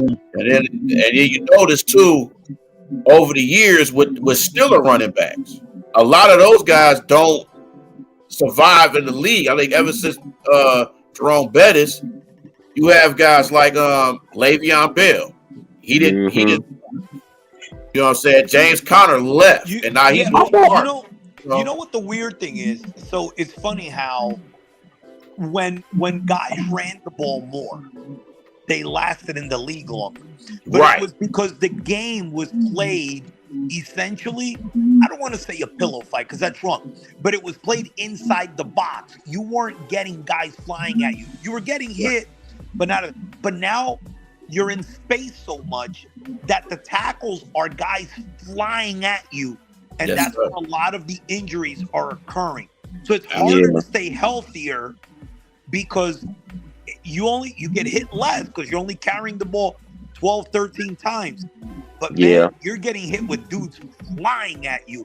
And these ain't no small dudes. But it's not. Remember, the football we grew up with was I write 26 lead, and it was a fullback leading you, and you're behind the fullback. And if there's 8 out of 10 times you're running into 2-3 dudes, and it's like you're going down right there. I could count on one hand. How often did you see a Steve Atwater hitting a Christian Okoye hit inside the box? That didn't happen as much as we see it now because now everything is so spread out. We used to play almost like rugby style back in the day. Right. And if we would be blessed to get to the outside. Who got hurt? Another thing I think that hurt. The receivers were the only one that got hurt in the past because of so many crossing routes. You would get lit up because you would get a running start. Running backs never got hurt back in the day. Now you can't touch wide receiver to save your life. But the thing is, another thing that hurt the market for running backs. I swear I hate to say it, but Ezekiel Elliott kind of ruined the market because they chose to pay him that astronomical amount of money for a couple of years that he had. I'll give him 4 really good years, and they chose to give him that much cap, and then on top of that, you paid Dak Prescott. And they've really been pretty much the same team for the most part. No matter who they add or not. Not trying to take a shot at the team that name over here, but it's pretty much ever since they paid him, it seemed like his play just deteriorated. And the workload was becoming too much. It was crazy. And that's what I was trying to get. That's what I was about to tell Sergio too. Look at all these contracts. Like, look at Aaron Rodgers. They gave that man all that money, and he did the same shit he did year in, year out. He failed. He took them to the playoffs. Cool, but you keep getting knocked out. Then they messed around and gave who else they gave money to like that, and they just Cousins, like that. Cousins, You can't even make the playoffs. Cousins has made Exactly. 35. I mean, he's getting banned after banned, and it's still coming up short. Yeah. Still coming up short. And think about it. If you and this is the thing that always gets me about the Dak Prescotts and the Kirk Cousins of the world. It can't get any easier, bro. There's no other quarter. Every top quarterback's in the AFC. If you can't at least listen, I'm not talking about winning the Super Bowl. A lot of that is luck too. You need health. A lot of shit's got to go right. But holy fuck. Yeah. You're in the NFC. There is no top dog in a league where the quarterbacks have always won since the league was invented. 99 out of 100 times, the best quarterbacks win. You, Prescott, Kirk Cousins are in the NFC now, and they can't get their teams there. That's an indication, an indictment, I should say, of who they are as players. That doesn't mean they're bad players, but there's something missing. Right. But look at this, Sergio, too. Look at it ain't just NFL, bro. It's the NBA too. These guys get these fat ass contracts, and then they play below the contract rate. They play below what they got. They just can't. Breathe. Not to cut you off, Dante, but did we just talk about the rule change for the NBA players on the whole load management scenario that you can't? Remember we spoke about that, bro. Look at this. I'm gonna give you a perfect example. James Harden, Houston gave that bastard $210 million that before he left Houston. Remember that? What the hell did he do? He turned around and got fat as hell, dog. And then one day I was watching when he was fat. He did that. He tried to do that jumper 3 shit. Damn, they rolled his ankle. I'm like, bro. Dribble. No, it wasn't no dribble. He tried to jump back in. You see that foot. You see that whole foot do this. You see that mother bend. He was like, hurried up and shot it like with the I'm like, bro, you got fat, bro. You went to go eat that Wendy's, Popeyes, and McDonald's, and you eat Twinkies and shit. What you think gonna happen? You blew up like a U.S. blimp, bro. Like literally, he was fat as hell. And you don't find and you see some players play up to their contract. Like a guy, I think that'll play up to his contract. And hopefully y'all agree with me. Is a guy like Jalen Brunson. Yeah, Jalen Brunson he did. Okay, and then look at this. Kobe played up to his shit too. Yeah, Kobe played up to, he played past his shit because it was every basketball player he played for or played with more than modern day. We know Kobe played. I know, but that's what I'm getting at. Kobe was in the gym practicing at 4 a.m. Half these cats in the club or in bed. I ain't even thinking about no 4 a.m. Kobe was up shooting. Jimmy Butler is another player that sort of plays up to his contract too. He had struggles late in the playoffs last year. I ain't gonna lie, in the finals, but Jimmy Butler. He was good. Who you say no? Jimmy Butler, he said. Jimmy Butler. No, Jimmy Butler usually give us everything he can late in the game too, like playoffs. Because he was kind of like the standard role model as a late with all the NBA players should be. Give season at this point, just try to get to the finals, but be available still. You know what the greatest thing about Kobe in terms of his contract was? That not only was he giving the Laker organization their money's worth. Yeah. He was giving the fans their money's worth. And he was paying his contract 10 times over because he was box office. Yeah, and he was filling them seats up. You was going to a Laker game regardless. Like, I'll give you a perfect example of what I mean by box office. So my father's a lifelong Knicks fan. But my father's not the type of dude that's going to shell out $500 for 2 tickets to go to a game. Cheap motherfucker, even though he's got money, right? Mm-hmm. But My father would wait for me to give tickets to go all the time. Yet my father paid to go watch Kobe Bryant. See, He I ain't do paying it to too, watch shit. anybody else in the league. So that guy not only is giving you 100%, but he's bringing people in to get you money. Similar to why I say, people asked me the other day, I did this baseball show. They were asking me if Ohtani's going to get paid even after the injury. I said, of course he is. Because every game, he's making the team that signs him $3 million. Every game, he makes them $3 million just by ticket sales, shirts, everything. He's box office. So you could give that motherfucker $60 million a year. You will pay that money over in about 20 games. Done. The next 60 are profit. He's box office. Yep. Well, guys, I'm gonna get up out of here, though. I'm finna go to bed too. I got a busy day, bro. I'm gonna holler at y'all, though. So, peace to you, y'all. Yes, Nice sir. jumping on with you guys. Thank you guys for inviting me. Oh, no, you always welcome, brother. Always welcome. Anytime. You got the green light. I've been asking about. Yes, sir. I'm telling you, I'm going to get you guys on this year because I expect a big year. But I don't want to get you guys on together because I want to give you guys an opportunity to share your points and stuff like that. So I want to get you guys on individually, and we'll go around not only Detroit, but we'll go around the NFL. Yes, sir. Yes, sir. Okay. Absolutely. Definitely. Definitely. All right. Definitely do that. I'm with it. Hey, we can do that. No doubt. I'm with no it. doubt. No doubt. Take care. All right. Appreciate you coming on, man. Before you go on, man, please shout out where people can see you at. Oh, the Sergio Rodriguez Show on Apple Pod, on Spotify, and obviously on Instagram, particularly the Gamblers. Okay, so I'm about 55 or 60 games over 500 in the last 3 years with my plays. This week 1, we off to a 5-1 start. Just go on there, get the picks, no charge. This is what I do for my people. I give the plays.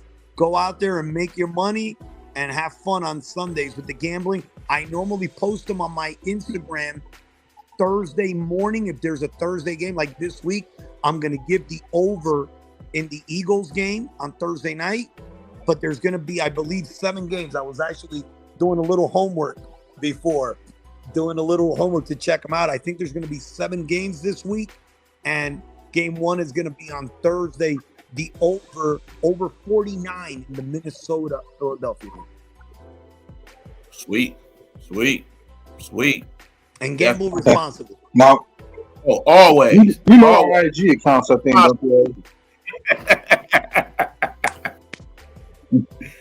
Most definitely. Yes, sir. Most definitely. You guys are the best. I love the fact. You know what? I love the fact that you guys were talking about that social issue. That was very good about Mel Tucker. Because it needed to be said. And again, I know that my opinion would probably ruffle some feathers because I'm not victim shaming. See, I don't look at it that way. What I'm saying is a lot of things just don't make sense to me. You know, like I said, a lot of those things that were in that article, the way that she's explaining things, the way they went down, just don't make any sense to me. But, you know, it is what it is. Hey, and you allowed to speak your mind. And that's the one thing about us here. We allow people to speak their mind. So never be afraid to not speak your mind. Always speak your mind. We tell that to everybody that comes on. We respect everybody's opinion and what I'm not a Michigan State fan. I've never met Mel Tucker. Like I said, when I read it, there were a lot of inaccuracies to me that I'm thinking to myself, okay, if I were a judge in this situation, I'm dismissing that case. It just wouldn't make any sense to me. But, you know. Yeah. Perception is 9/10 of the law. Yes, sir. Yes, sir. All day, every day. All day, every day. Much respect. Much respect. Yes, sir. Take care, guys. All right, sir. Take care. Be good. Yes, Thank sir. you, man. Thank you, man. Woo! Oh, man. What a show. What a show. What a show. What a show. Hold on, Steve. Yes, sir. Gotcha. Yes, sir. All right. Well, So, yeah, Foster, what's going on with you, man? Thanks for coming on.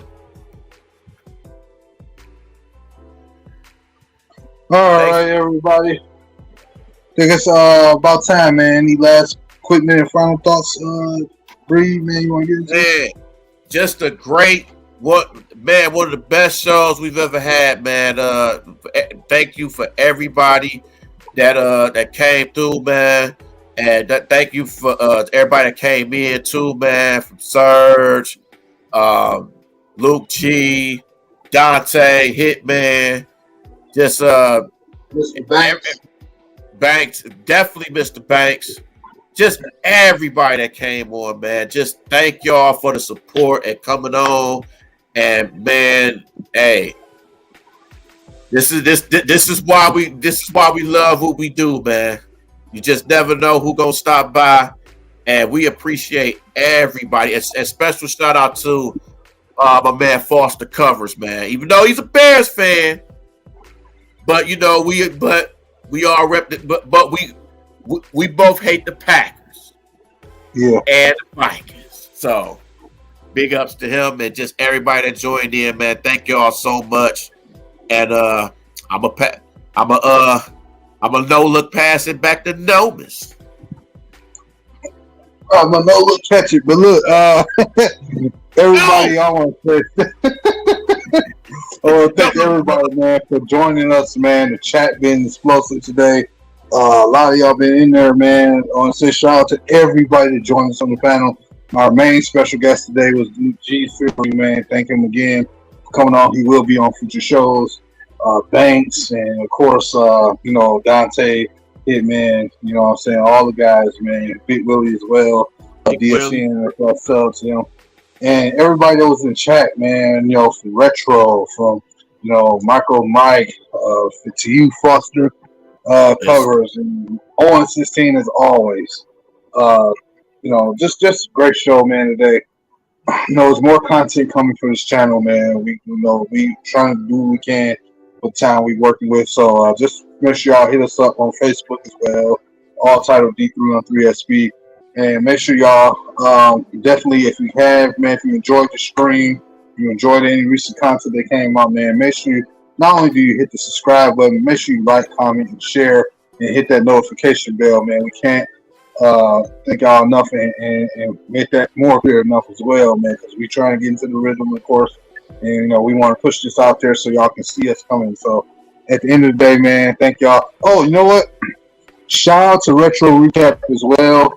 I already did it, but he also has his new podcast on Mondays at noon. I believe it's the RR Cast, I believe he calls it, where he talks about if you're a fan of sports in general and you want to hear, you know, about other teams or some of your favorite players, you know, he's a Ravens fan, so a lot of people Lamar Jackson fans and et cetera, et cetera. He's an Orioles fan too, so if you into baseball, check him out. He comes on at noon every Monday with his RCast. He may eventually have other topics on there as well, so make sure y'all stay tuned. I watched episode 1 of it just this past Monday. It was pretty dope, so make sure y'all follow my guy over there, man.